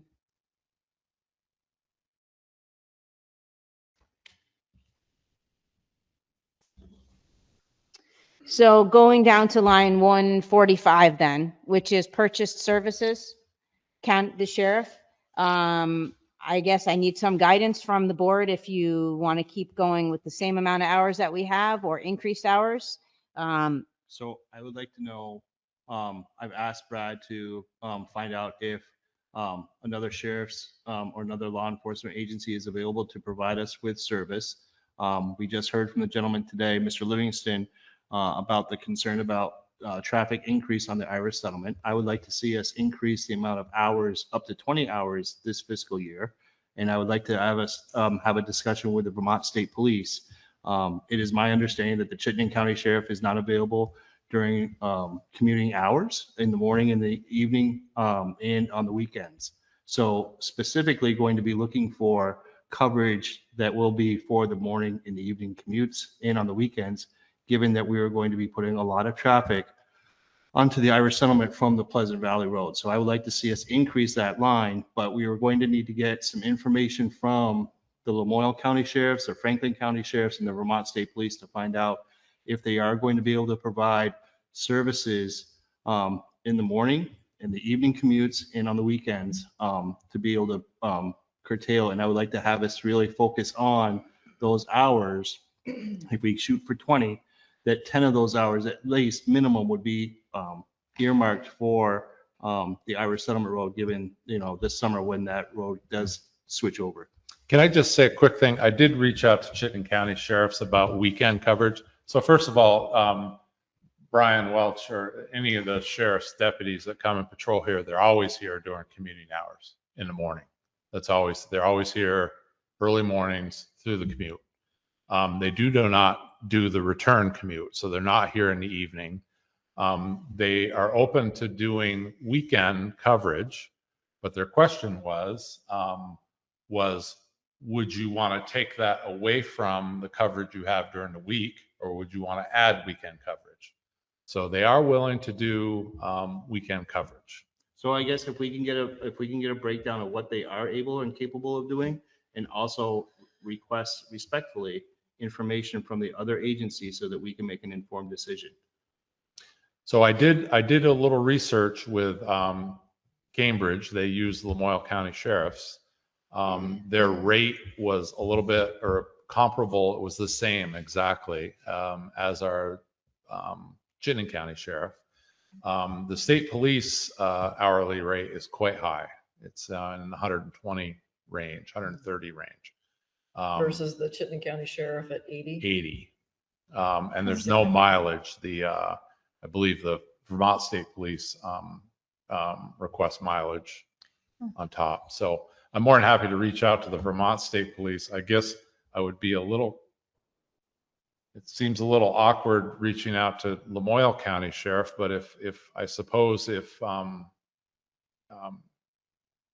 they can't provide evening hours, I would rather start, this is just my feeling on this, to try and work with the Chittenden County Sheriffs to see if they could provide evening hours. They already said the weekend. I didn't ask them about evenings. If you could come up with, I'm specifically looking, and I'm trying to be very clear. I am looking for coverage for the morning and evening commutes, and specifically on the weekends. So I would like a letter sent out to the Vermont State Police, the Chittenden County Sheriffs, the Franklin County Sheriffs, and the Lamoille County Sheriffs, and I would like to get the information so we can make an informed decision. Okay. If that's not possible, I certainly can draft a letter. No, I can certainly do that. I do think more hours is probably worthwhile, given the, I think there's been a lot of concern on Front Porch Forum and other places of people just noticing myself, there's just a lot of speeding. And I think distracted drivers. And a lot of distracted drivers for sure. I think more hours makes sense to try, and especially thinking about the bridge project, trying to think about where we can pull from. And I think having options certainly doesn't hurt to see what's out there. Okay, so Brad will do that from a budget standpoint. So you want to, just to be clear. I just want to ask a question before we jump off the bridge here. If we're asking for different county sheriffs to bid on our coverage, Chittenden County Sheriff Office might just say, screw you. Yeah, that's what Yeah, happened with I'm the trying to be a auditors. little polite, but screw you. I don't think that that's the case at all. Some organizations, you operate within your county, and if we're reaching out to neighboring counties, And I would tell you, get blacklisted? and I would tell you that may not be a bad idea, and it may not be the end of the world either. That we're in the business of trying to protect the citizens of the town of Underhill, and if the sheriff's office is unable to provide the service that our citizens need, and we do not have a police service here, then this is what the expectation is going to be, that they're not able to provide us with the service that we need. And if they are upset over that, then they will need to look inside their internal organization to figure it out. Like maybe they can figure it out, but it's not personal, but we have a business need. I get that, but I would ask them first, can they do it? If they cannot. I guess I'm repeating myself again. I've asked for a letter to be drafted to the following organizations. Chittenden County Sheriff is included in that request for that information so that we can gather the facts of, can they provide the coverage in the morning? Can they provide it in the evening? And can they provide it on the weekends? If the Chittenden County Sheriff can do that, wonderful. Tell us how much they can do and how much it's going to cost, and we can move on. And then we can plug in, from that information, we can plug that data into the budget. So currently Chittenden County is, the times they're here are generally between 5 in the morning and roughly noon, 1 o'clock. So they have they can usually put in 5 hours for the day. So they're always here in the morning commute. However, they're never here in the evenings and they're never here on the weekends. I will contact these other sheriff's offices if that's what you want to do. My question is, just what Chittenden asked me. Well, if you want weekend coverage, is that going to deduct from? So I'd like to just get a feel for how many hours you're talking. 20.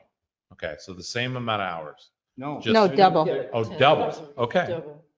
So 40 hours. No, it was 10 a week. The total number of hours I'm looking for is 20. Right now, we're doing 10 hours a week. He wants 20 hours a week. Is it 10? I thought it was more like 12. Okay, 20 hours a week. So if we're being location specific, like for the Irish Settlement Road, especially during the bridge operation, I'm wondering if it might be more convenient to ask both Lamoille and Chipman and evaluate their, it will take Chittenden a longer time to get there, to set up shop. And since it's right on the border, it may be a good thing for Lamoille to do, because they're probably, well, they aren't probably doing anything in Cambridge because they have their own police force. But I think having some electronic signage too, not to get off of traffic, but encouraging people to use Route 15. Yes, we need to be, know? we need to be way ahead of that. Way to ahead of get that. people off of Irish Settlement Yeah. Road. That can't be the thoroughfare of Pleasant Valley traffic. If I live on the north end of Pleasant Valley, I'm coming from Burlington, I'm gonna go 15, not gonna go all the way up Irish Settlement Road. yeah, we could even make it kind of a detour, huh? No, I'm gonna rob from Peter to pay Paul, or whatever the saying is, because I got to get these numbers. All right, I'm gonna move down to capital expenditures. So Want to just talk about traffic signs again? no, we're gonna just put some in there, Brad, and then we'll talk about it next week. All right. Just throw it in. We're throwing them in there. Okay. I'll throw in 80 grand to the sheriff's line for next week too, just so we start to have some numbers, because if we don't have anything in there, then we're not going to see what the picture looks like. So I'll double it for now. And if we're doubling the hours, I'll double the price. So capital expenditures, I just want you guys to be thinking about this for next week.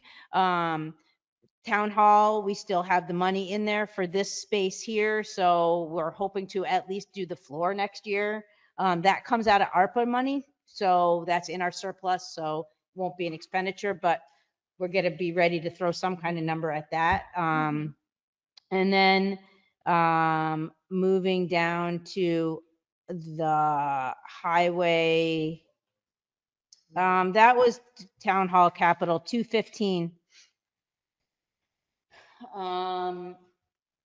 That was one that I need the board to think about. And then the only other ones were down near the bottom again. I'm having trouble with this thing switcherooing on me.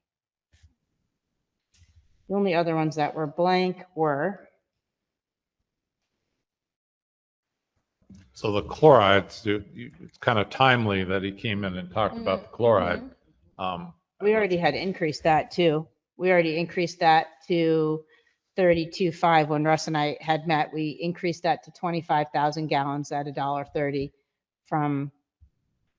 Will that number on line 254, will that add sufficient number of gallons for the suspected traffic? I know you're looking for your crystal ball as I'm trying to get it out, but is that going to be enough? Or should we plan to have more money, Yeah, Russ. in that specific line item so that we can take care of that? The crystal ball is definitely needed in that, because this is all grading and chloriding is all based on weather. And we had such, a dry summer that we didn't grade a lot, because you grade, it turns to dust, it turns to silt, so you don't have the right combination. And if you do try to grade and then you put just chloride down, it needs moisture to work as well. So it's a very touch and go thing. If we have the right circumstances, another 5,000 gallons should be fine. So if you could review that, sleep on it, and get back to us on 254, I think that would be great. Okay, I can do that. I guess one way to think about it would be to think about if this coming year was as dry as this past year, and we needed to do all the extra because of the extra traffic on Irish Settlement, is the 5,000 going to be adequate? 'Cause you don't want the other roads to go Also, also. yeah, 'Cause but this year was particularly dry. It may be one of those situations where maybe we want to up at 10,000 gallons versus 5,000 this coming season with the expected, the expected usage of Irish Settlement Road and the extra care that we will have to put into that road possibly. And then next year, if we got surplus, and next year we just bring it back down. That was going to be my question, is if you overbuy, Does it go bad? can you still use it like the next summer? Like, is that- We could have storage. So we're not going to buy it. We only Oh. buy so much because we only have so Right. much storage. So it's just the Okay. budgeted amount for like, got it. Right. Okay. So you're not- this, the 20,000 gallons has been, we use half of it in the spring and then we use it again the next round. But Got it. that usually works well for us. But maybe just, again, it's all going to depend on weather. And if you put the signs up and say, no trespassing. Go to 15, drive on pavement. You could stop maintaining the road and the washboards might slow Well, people there you go. down. If you leave it, It's actually a good strategy. It really is. leave it bumpy, Don't they sign won't. crappy. Jennifer, the other line item I'd like you to take a look at is line item 112. I'd like you to add, proposing adding $5,000 for a guardian suppression system for the town hall. In the event that we do have to use this as an emergency shelter, that we would have the proper system in place for cooking over the stove. Right now, we do not have and should not be using that range for anything more than warming things up. So if What we were did you actually say you wanted it? $5,000 to line item 112. For A guardian system is like an Ansel system? Ansel system for over the kitchen stove, so that in the event that there's a fire on top of the stove, so you can use the oven that we have, but it's only for warming things. If you're actually going to cook and you have people here as a emergency warming or cooling shelter, which seems to be the direction that we're going in, I would really like to have us have some protection, especially with different people coming in and renting this facility and stuff like that. And this being a non-protected building, I would like to, have a little bit more protection than what we have now. Seems like a very. I would say our appliances are 25 years old too. But I'll just throw that in. We had some in a building that got torn down. I know.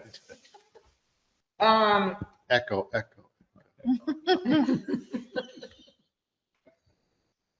There's a bunch of things, I mean, you guys have had this for a week, so I'm sure if you had anything you wanted to chime in, you would be chiming in. But Russ and I did some major adjustments and trimming and adding in the highway budget. And there are definitely some holdovers from prior management. Hold on, I'm having a lot of trouble getting.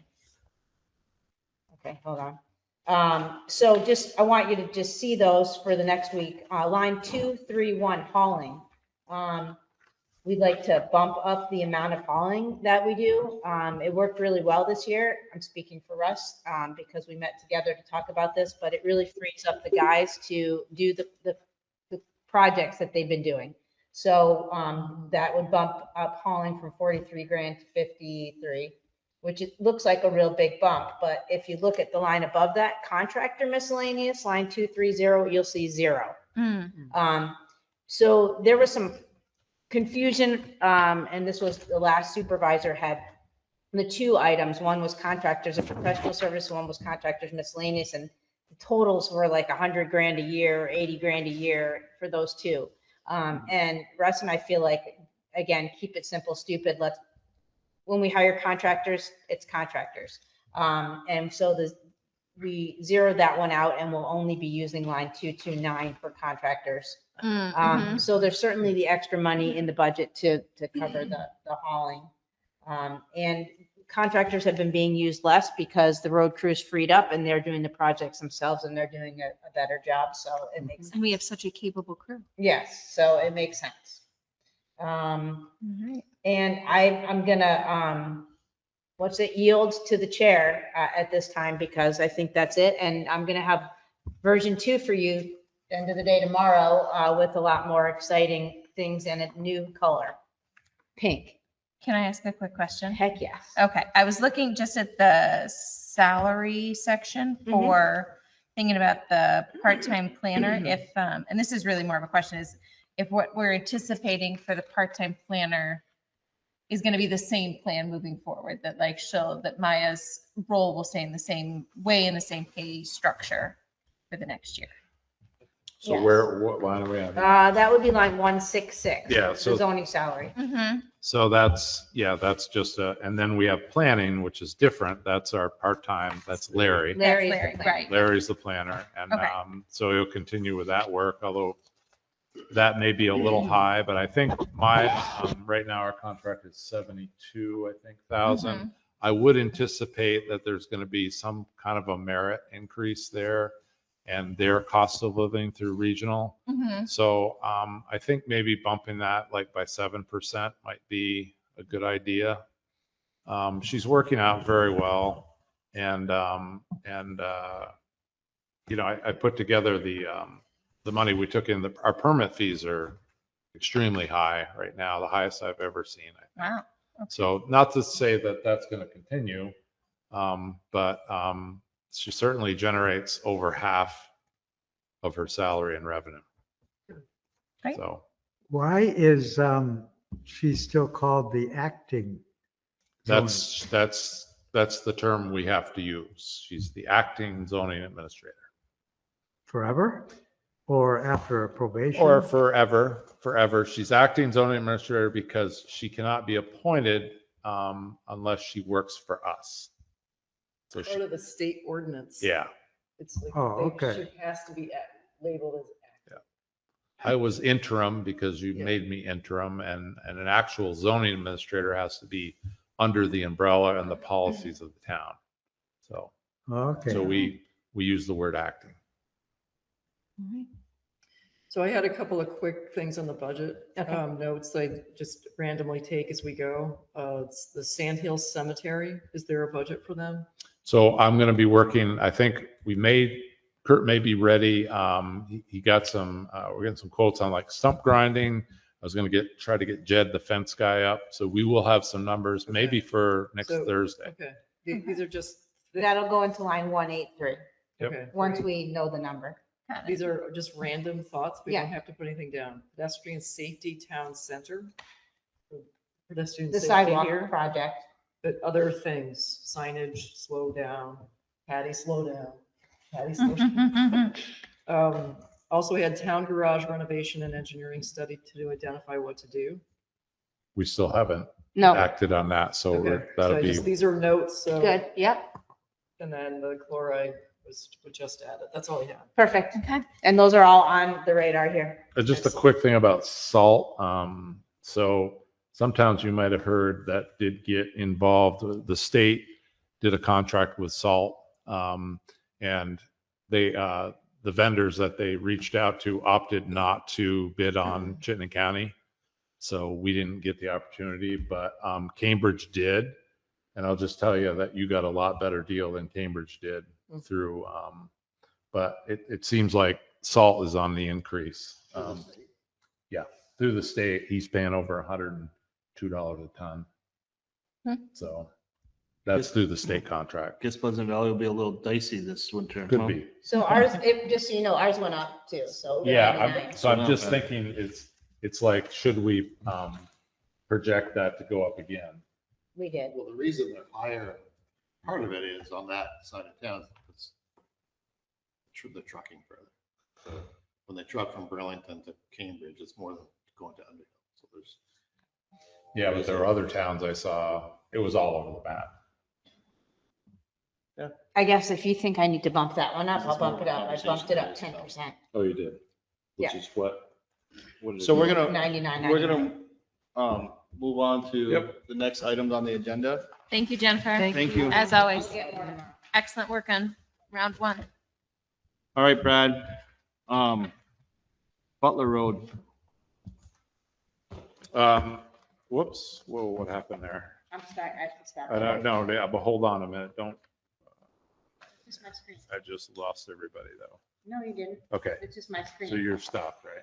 I'm just doing it now, but your phone. It just went totally blank there. Okay, we're back. Thank you. I get scared. I thought I left something on the. Anyhow, Butler Road turnaround. Yeah. So the surveyors came, or Joel came, one person, and just as I thought, it took 3 hours. We did the wetland delineation. I'll add that later, but we went down to Butler Road. I have all the survey data. I'm going to just draw up a little quick drawing for the attorney. And so that's where we're at with that. No new news on the Robinson property. So the Underhill Center sidewalk, we did locate those 2 areas of wetland. I have those maps. That map's been sent to the wetland ecologist, and they're going to work with Tina Heath. And once we get through that, then we're done with the wetlands. And then I'm going to be asking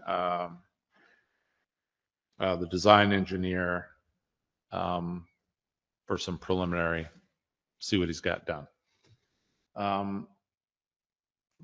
Appropriations requests. So just let me get my notes here. Sorry, I don't have a lot of room here.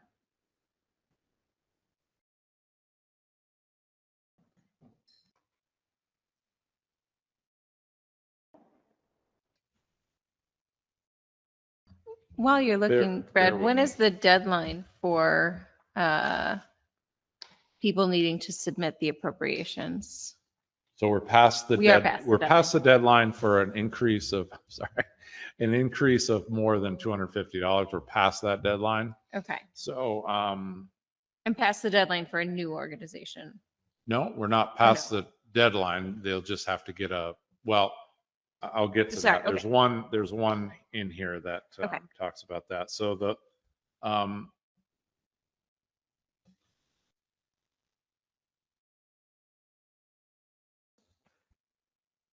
so appropriations. I don't know why I included Essex Rescue in there. I think I just didn't take that out from last week, so I apologize. So Deborah Ross and Library, what many of you might not know, or some of you do and some of you don't, they're their own municipality. So they have their own annual budget meeting. And once that budget is set, that budget meetings take place on November 20th.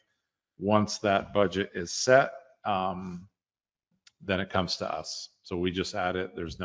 If you'd like to have input on the library budget, you should go to the meeting on the 20th. But the proposal is a 5.16% increase. The Jericho Underhill Park District, they're also a municipality. They're looking at about a 10% increase. I included some things in your packet. Again, we will know after their budget meeting on the 19th. So those budgets will be set. The Vermont Association for the Blind is asking for $100, which is the same request they did in past year.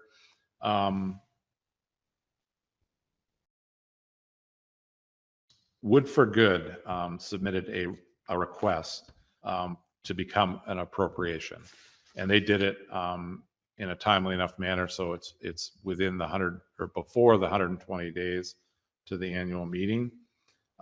So they were asking for, excuse me again, I just don't have a lot of room here but they were asking for a $1,000 appropriation. So as far as I can remember, and Dan, you probably can remember farther back, but I think any new appropriation has always gone on the warning. So it'd be an article on the warning.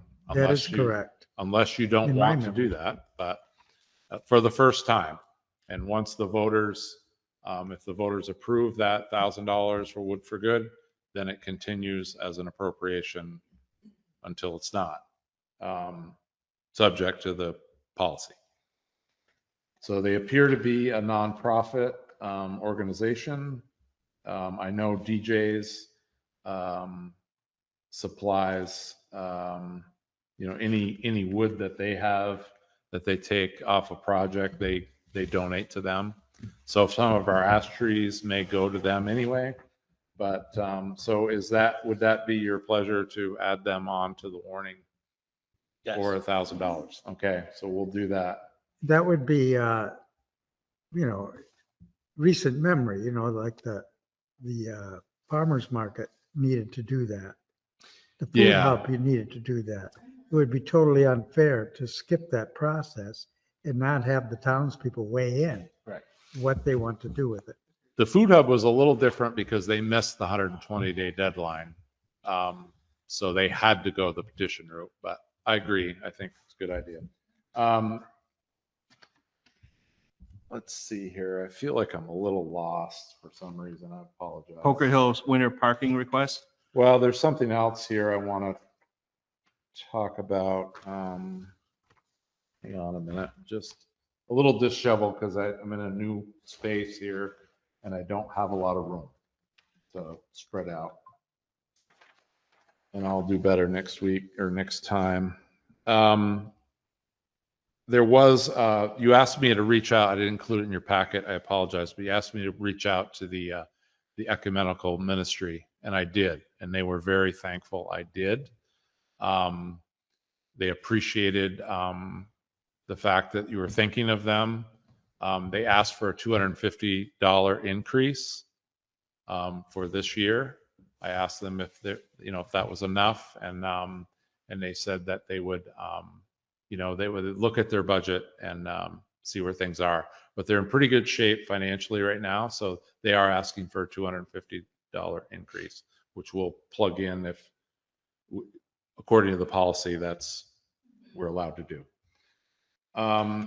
Poker Hill School winter parking. So every year they have their solstice party, and they're asking to park Monday and Tuesday, December 22nd and 23rd from 2 to 4 p.m.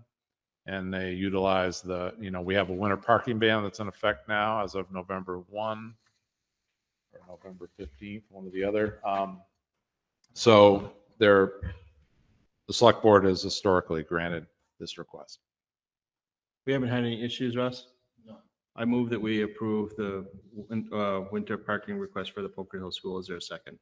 I'll second. Any discussion? Hearing none, are you ready for the question? All those in favor of approving the request for Poker Hill School for their winter solstice celebration, please signify by saying aye. Aye. Aye. Those opposed with a nay. Motion carries 5-0. Hey, Brad, you're getting near the end. Yeah, I'm getting there.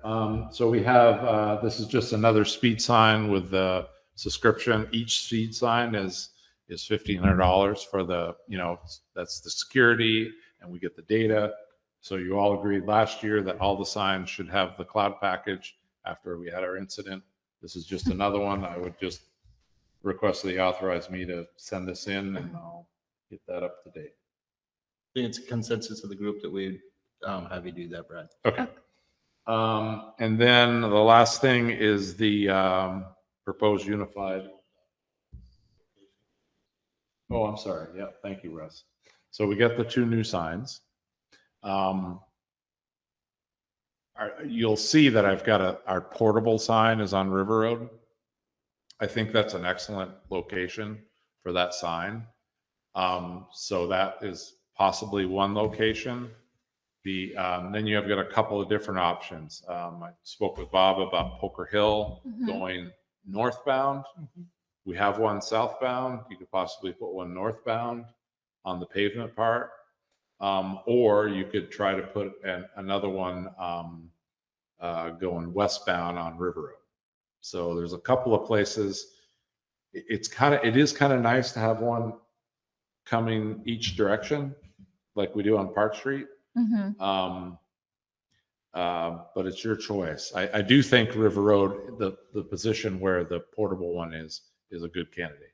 How hard are they or easy is it to move them around? Once we get them set, these have solar panels on them. I have a portable unit that I can move around all the time. Yeah. So they could be. Yeah. Not in the wintertime, but you want good conditions But it's not Okay. Yeah. Given the chatter we've been hearing on Poker Hill Road, I'd like to see more concentration going on that road. Yeah, don't put anything on Pleasant Valley Road. Yeah.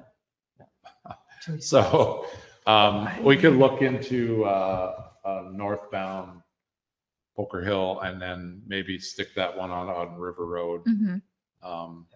Should try to spread them around. North Underhill Station is another road, but I never hear a lot of complaints. But when we get a complaint like Poker Hill, I've done the past is I'll go up, I've got different places and I stage it there. Mhm. I will need a new battery. I think the batteries, in the wintertime it's tough. I get about 7 days out of it. So. So we're clear on River Road and Poker Poker Hill Road on the village end. We also have had a lot of chatter about the 2 deer that were hit on Route 15 in front of the fire department, pretty much. And so coming west on 15, when it drops down to 35, right before Poker Hill Road, that's another spot where. So state highways. So we wouldn't have any input really on the state highway through the village. The only time I've seen a state highway or us allowed to put one in, it would be a school zone. Okay, thanks. Okay. This is somewhat unrelated, but are these speed signs, there's not a version of them that's like a speed camera or like something that I can can do take photographs of anybody. I don't know if that's something we want to pursue or not, or if that opens up some other questions, but I think. Yeah. Can you set it for extreme speed, like a certain? Yeah, I can set it. Number over the speed I limit? could. So there's all kinds of flexibility. I should reach out to our attorney about whether that's possible or whether you could follow up on something like that. Right, if we are Admissible allowed in court. to issue tickets or citations. Or at least send a letter. We've noticed you speeding on Yeah. this road on several Right. occasions. Yeah, Please I'll check into that. I think that might be worth exploring, given the like hours that we have the sheriff are somewhat limited and it's somewhat predictable of where the sheriff can be.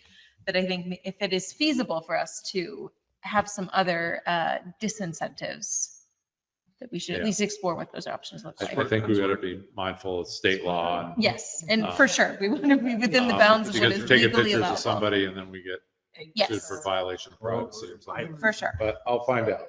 Okay. No, No, not that one. Tomatoes and pumpkins. right. But it is, if the sign gets tampered, I have the camera feature on that. So it'll Okay. snap a picture of the person's face. And that's We good. won't do anything if they're a UVM student, but other than that, we'll be okay. Well, the problem was we didn't have the camera. And now we do. Now we do. So, Larry had, I think I've added the proposed land use regulation amendments in your packet 3 different times now. So it's totally up to you. If, we had talked about December 4th at one meeting. And if you wanted to hold a hearing about the changes, we could do December 4th, but I need to know tonight because I need to put a 15-day notice in the paper. I don't know, I'm wondering, because it's late in the year, if this is the time to do it. I'm prioritizing availability of the board, and what type of participation we're going to get with major holidays coming up. Yeah. And then, with our own budget cycle. So I don't know that if it makes sense to do this now, or if we should wait until after the new year. And then if we wait until after the new year, the beginning of March, we potentially have new members of the board. So, it kind of, I'm not trying to kick the can, but I'm just I don't know that having a hearing and soliciting public input. I know that the zoning folks have already had public hearings. Planning Commission has had public hearings, 2 of them. The only thing I feel is we hired Larry to kind of accelerate these changes that need to happen in our land use regs. There's one controversial section in these regs.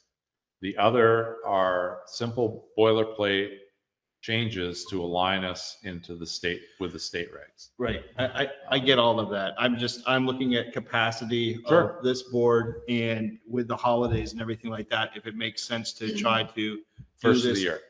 do this until after, or try to hit it after the new year. I think we should do it right after the new year. I think it would be waiting too long to push it off until after March, after the next round of elections. I think it makes sense, given all the other things with the budget and the increased number of meetings that we have, to maybe wait So I don't think there's a rush on making these decisions, but I also don't want to delay unnecessarily. I would, If that's a consensus, can you propose some ideas that would work with Larry and everything Yeah. like that for times in January so that we can Yeah, make a it- decision? And I think that that doesn't need to be an agenda item. I think that if you sent the group an email for scheduling purposes, that we can probably respond to an email and say, the Yeah. majority of the board is good on this date and this time. and does this need to be a separate event or can it be like the first half hour of a regular It could select be, board it could be meeting? just like tonight. It could be right on your, I would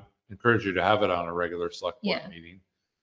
Just has to be warned 15 days in advance in the paper.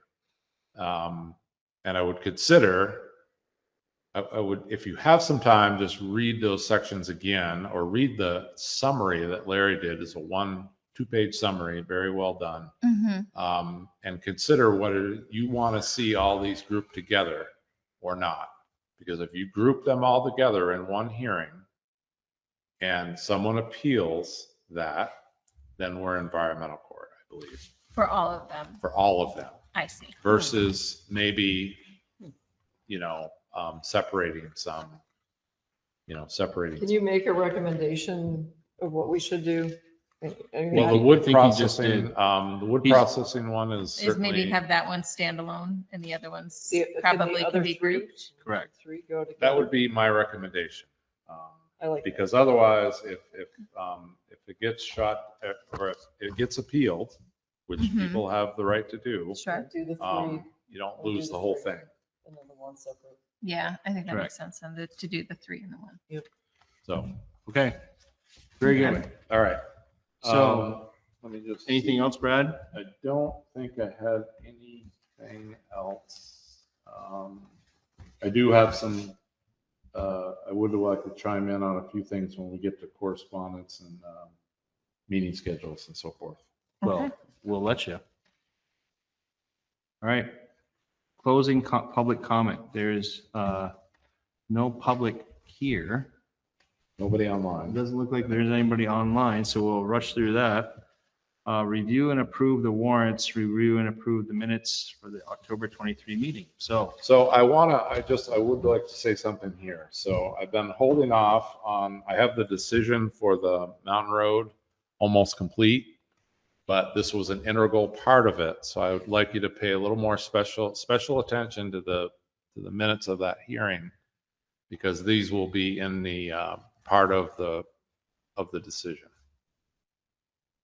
okay. Just to maybe take a minute. I think it would be worth it just to review those again. And Is there anything in particular that is catching your eye that? no, I just want, I don't like to chime in on the minutes because I think they're yours and Okay. So. but I will take just 2 seconds and go along with them. Just if I think it's worth it because it's a integral part of the whole process. How, so everyone wants to read that and we'll come back in a few minutes?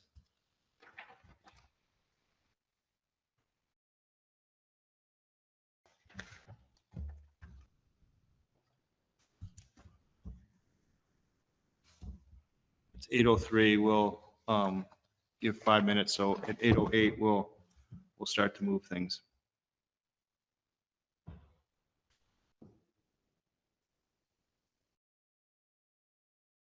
We're talking about the minutes that are in the packet? Correct. The minutes from the hearing in particular, the Mountain Road hearing. Right.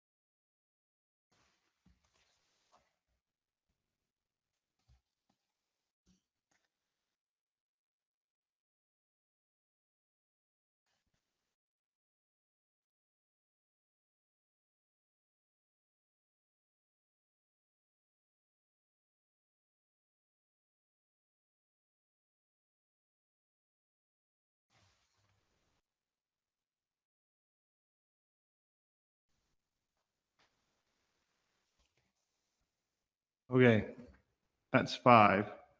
You have,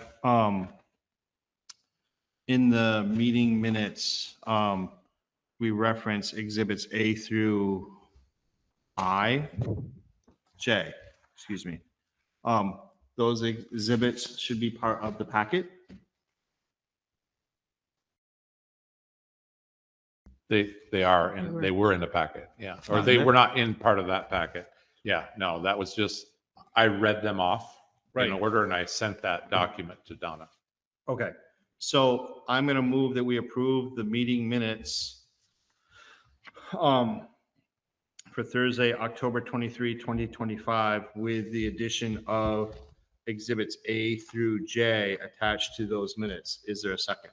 Second. Any discussion? Hearing none, are you ready for the question? All those in favor of approving the meeting minutes for October 23, 2025, with the addition of exhibits A through J being attached to those meeting minutes, please signify by saying aye. Aye. Aye. Opposed, nay. Motion carries 5-0. Okay, great. That's that one. Now, I'm going to move that we approve the payroll warrants dated 11/3/2025. Is there a second? I'll second. Any discussion? Hearing none, are you ready for the question? All those in favor of approving the payroll warrants dated 11/3/2025, please signify by saying aye. Aye. Aye. Those opposed with a nay. Motion carries 5-0. I move that we approve the accounts payable dated 10/28/2025. Is there a second?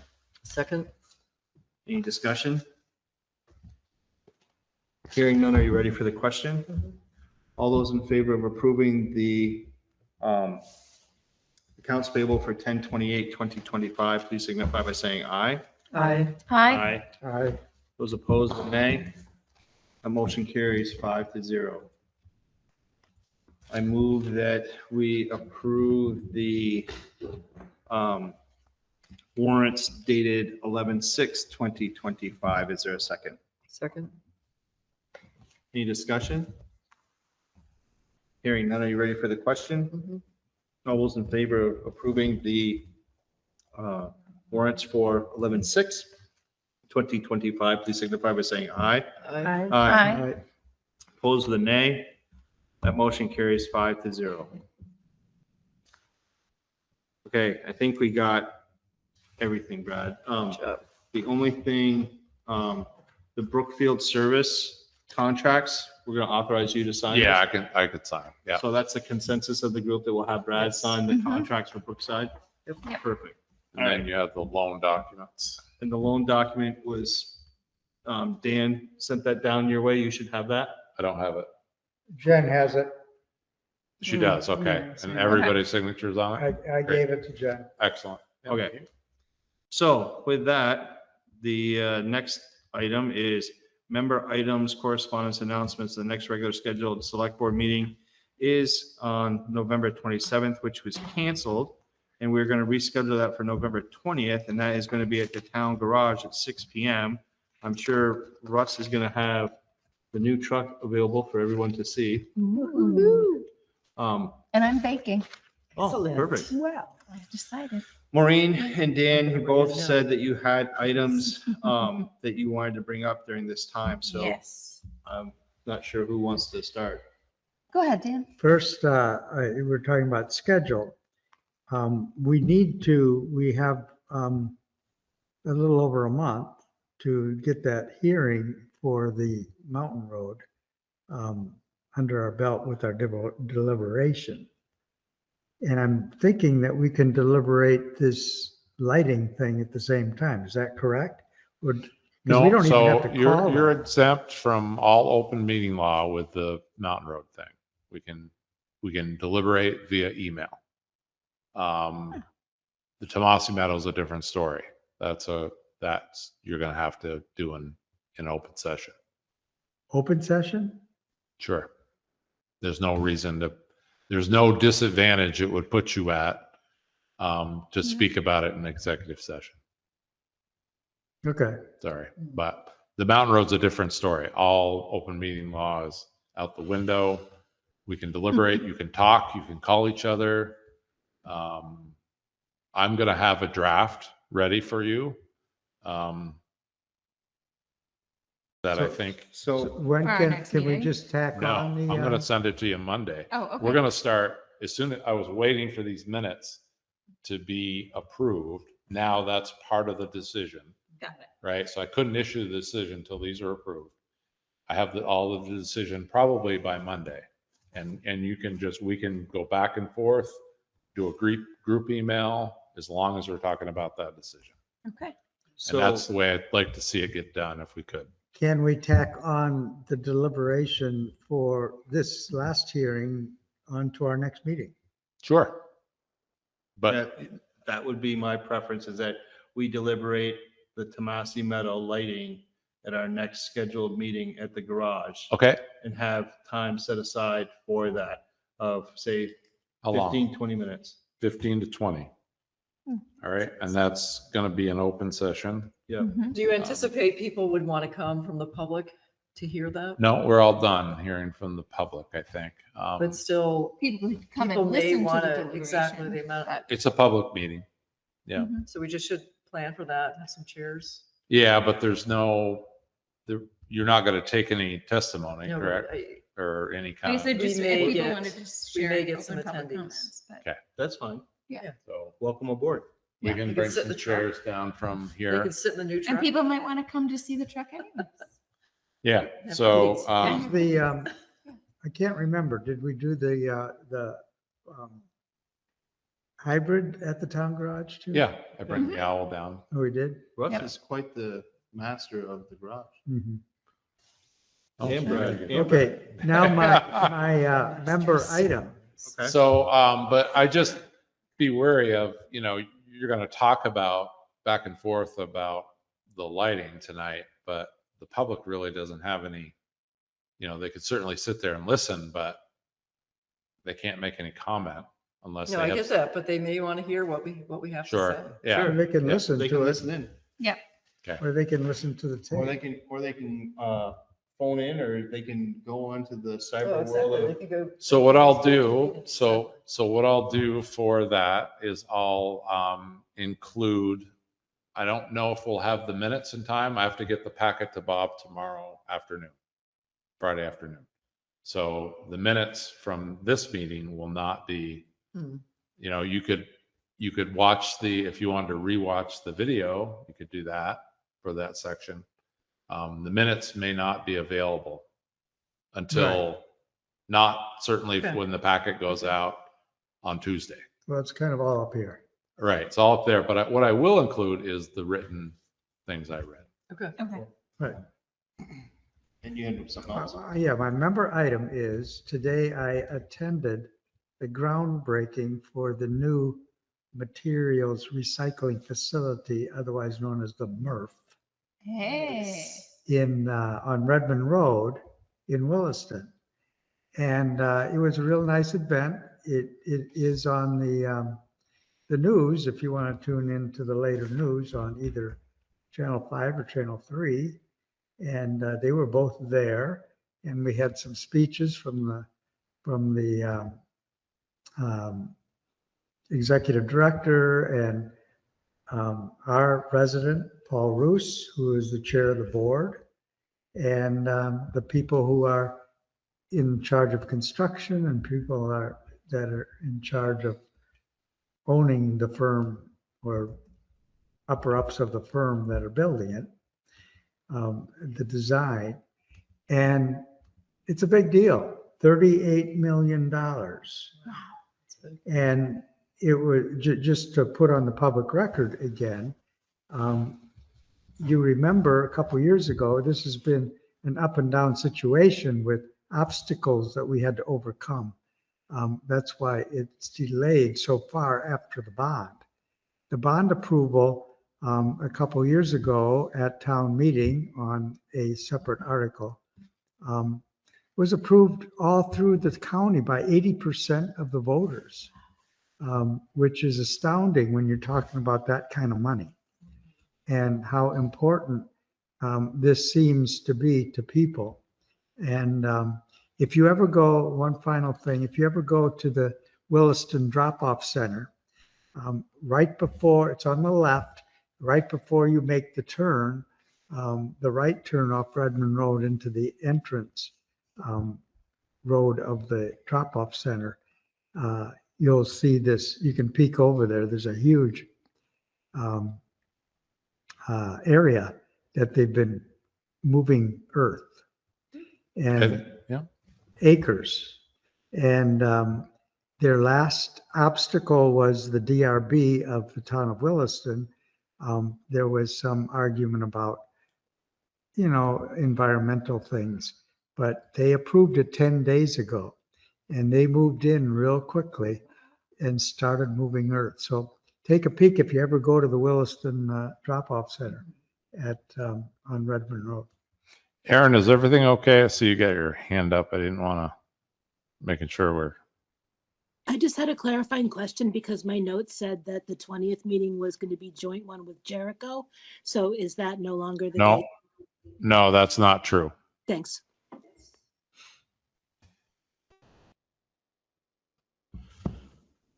Okay, so anything, are you good? I'm good. All right, off to you, Maureen. Okay, I had two super quick things. One was I was curious if I could ask, and I guess Jennifer's already gone, but whether we could look up the cost for remote clock in, clock out options for town employees. I think there was some discussion and via email around that. And I think given the expectations and the pace at which people are coming and going and the hours at which especially the highway crew is going, I think investigating the cost of an option like that, I think might be worthwhile. We have that ability now. We do. Yes. Excellent. Okay. Well then strike that comment. I can talk to you offline more Okay. about some of the challenges with that. Okay. But yes, we do have the capability of employees clocking in and clocking out using a telephone Okay. type option. The concern that I have is that sometimes it's repeated, and the common theme is I forgot. So I don't know how many times you get to forget before it's like you need to. This is important. You need to, either we need to say there are consequences, or we should seriously have a conversation about people being salary. Got it. But I'm happy to talk to you more about the telephone thing as I understand it. Okay. But yeah. Okay. The other thing that I wanted to propose and was trying to get the temperature of the board is the idea of having just the meeting minutes separate from agendas posted on Front Porch Forum after each select board meeting. That, each week or, the packet agendas are all posted, which include, the minutes that are going to be proposed. What I'm thinking is that and I talked to Brad about this, that perhaps on the Friday after a select board meeting, if there's enough time, if not, then maybe the Monday, just posting just the minutes themselves, maybe with a brief summary of what the board discussed, decisions made, and then the notes. I think more town awareness and involvement in what we are doing and deciding on their behalf, I think could only benefit the town and our decision making.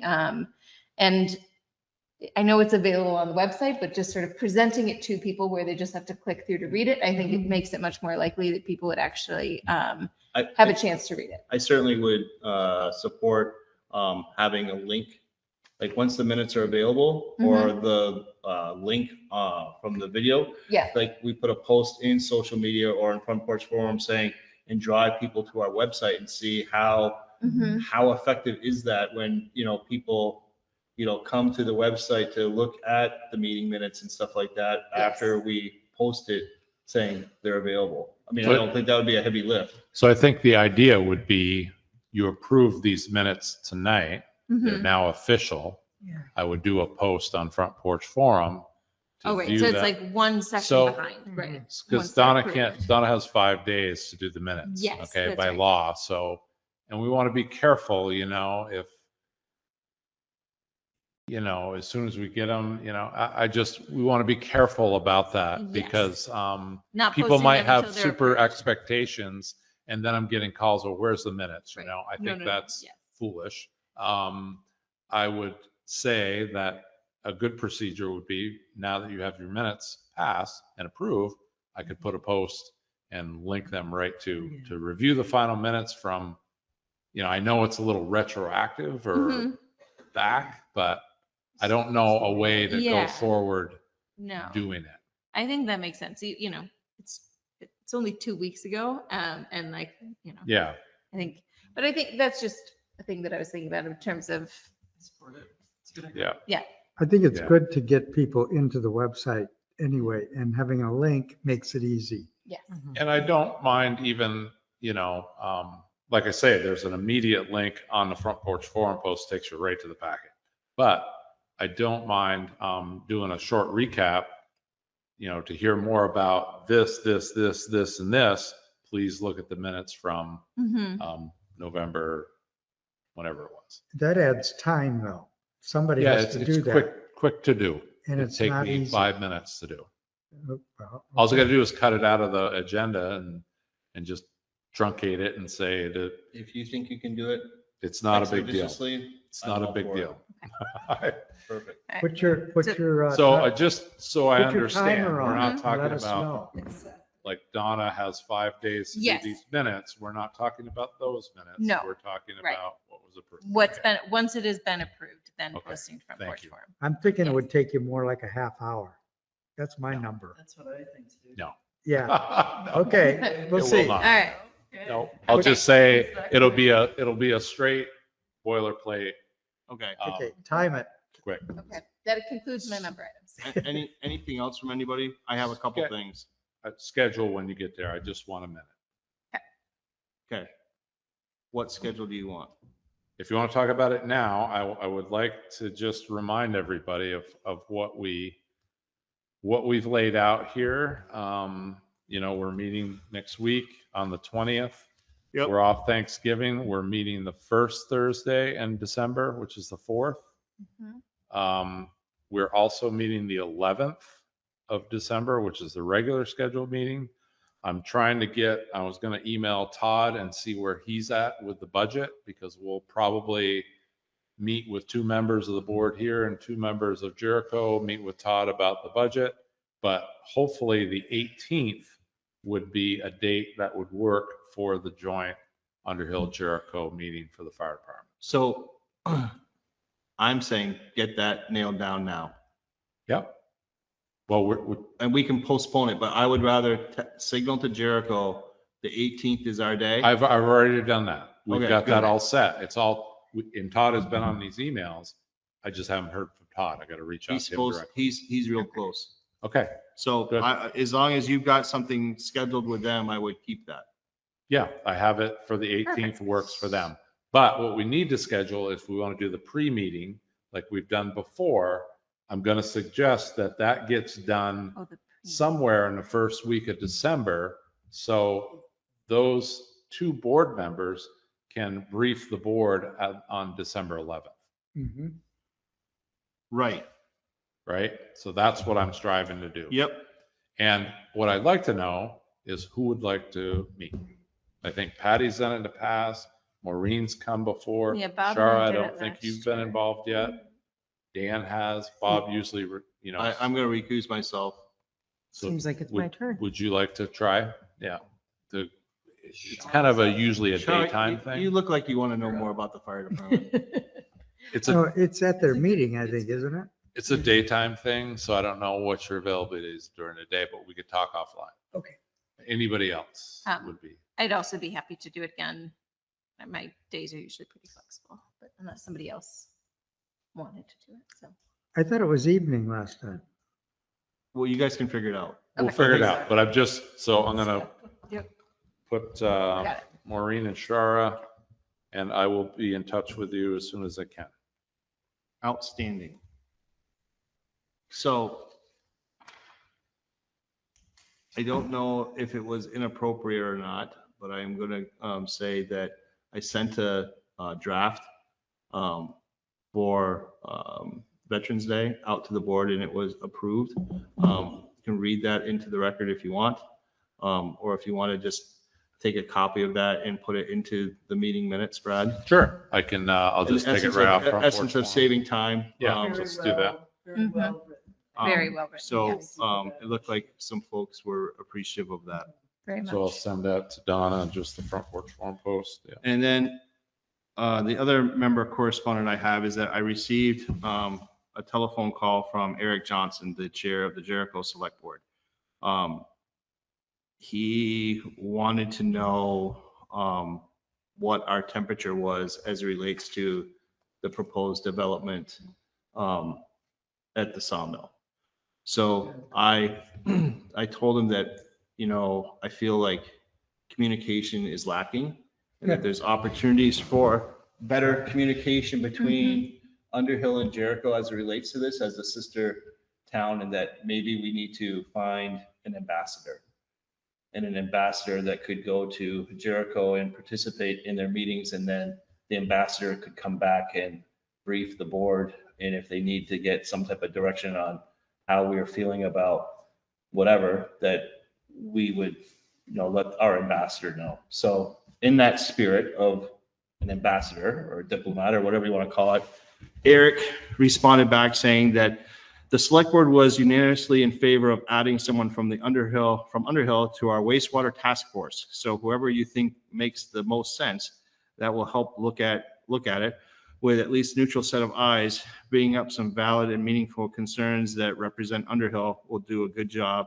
of communicating between the two towns would be great. So the town of Jericho is now letting us know that they are in favor of this ambassador as it relates to their wastewater task force. So now we need to discuss that and come up with a list of who we think might be a good ambassador. Want me to put that on the agenda? I think we should put it on the agenda. Why don't we, I'd prefer, if it's okay, not to put it on for the 20th, but maybe for December 4th. That's fine. They don't meet that often. I'm disappointed, Bob, that you had to reach out to suggest that. Well, he reached out, to be clear, he reached out to me.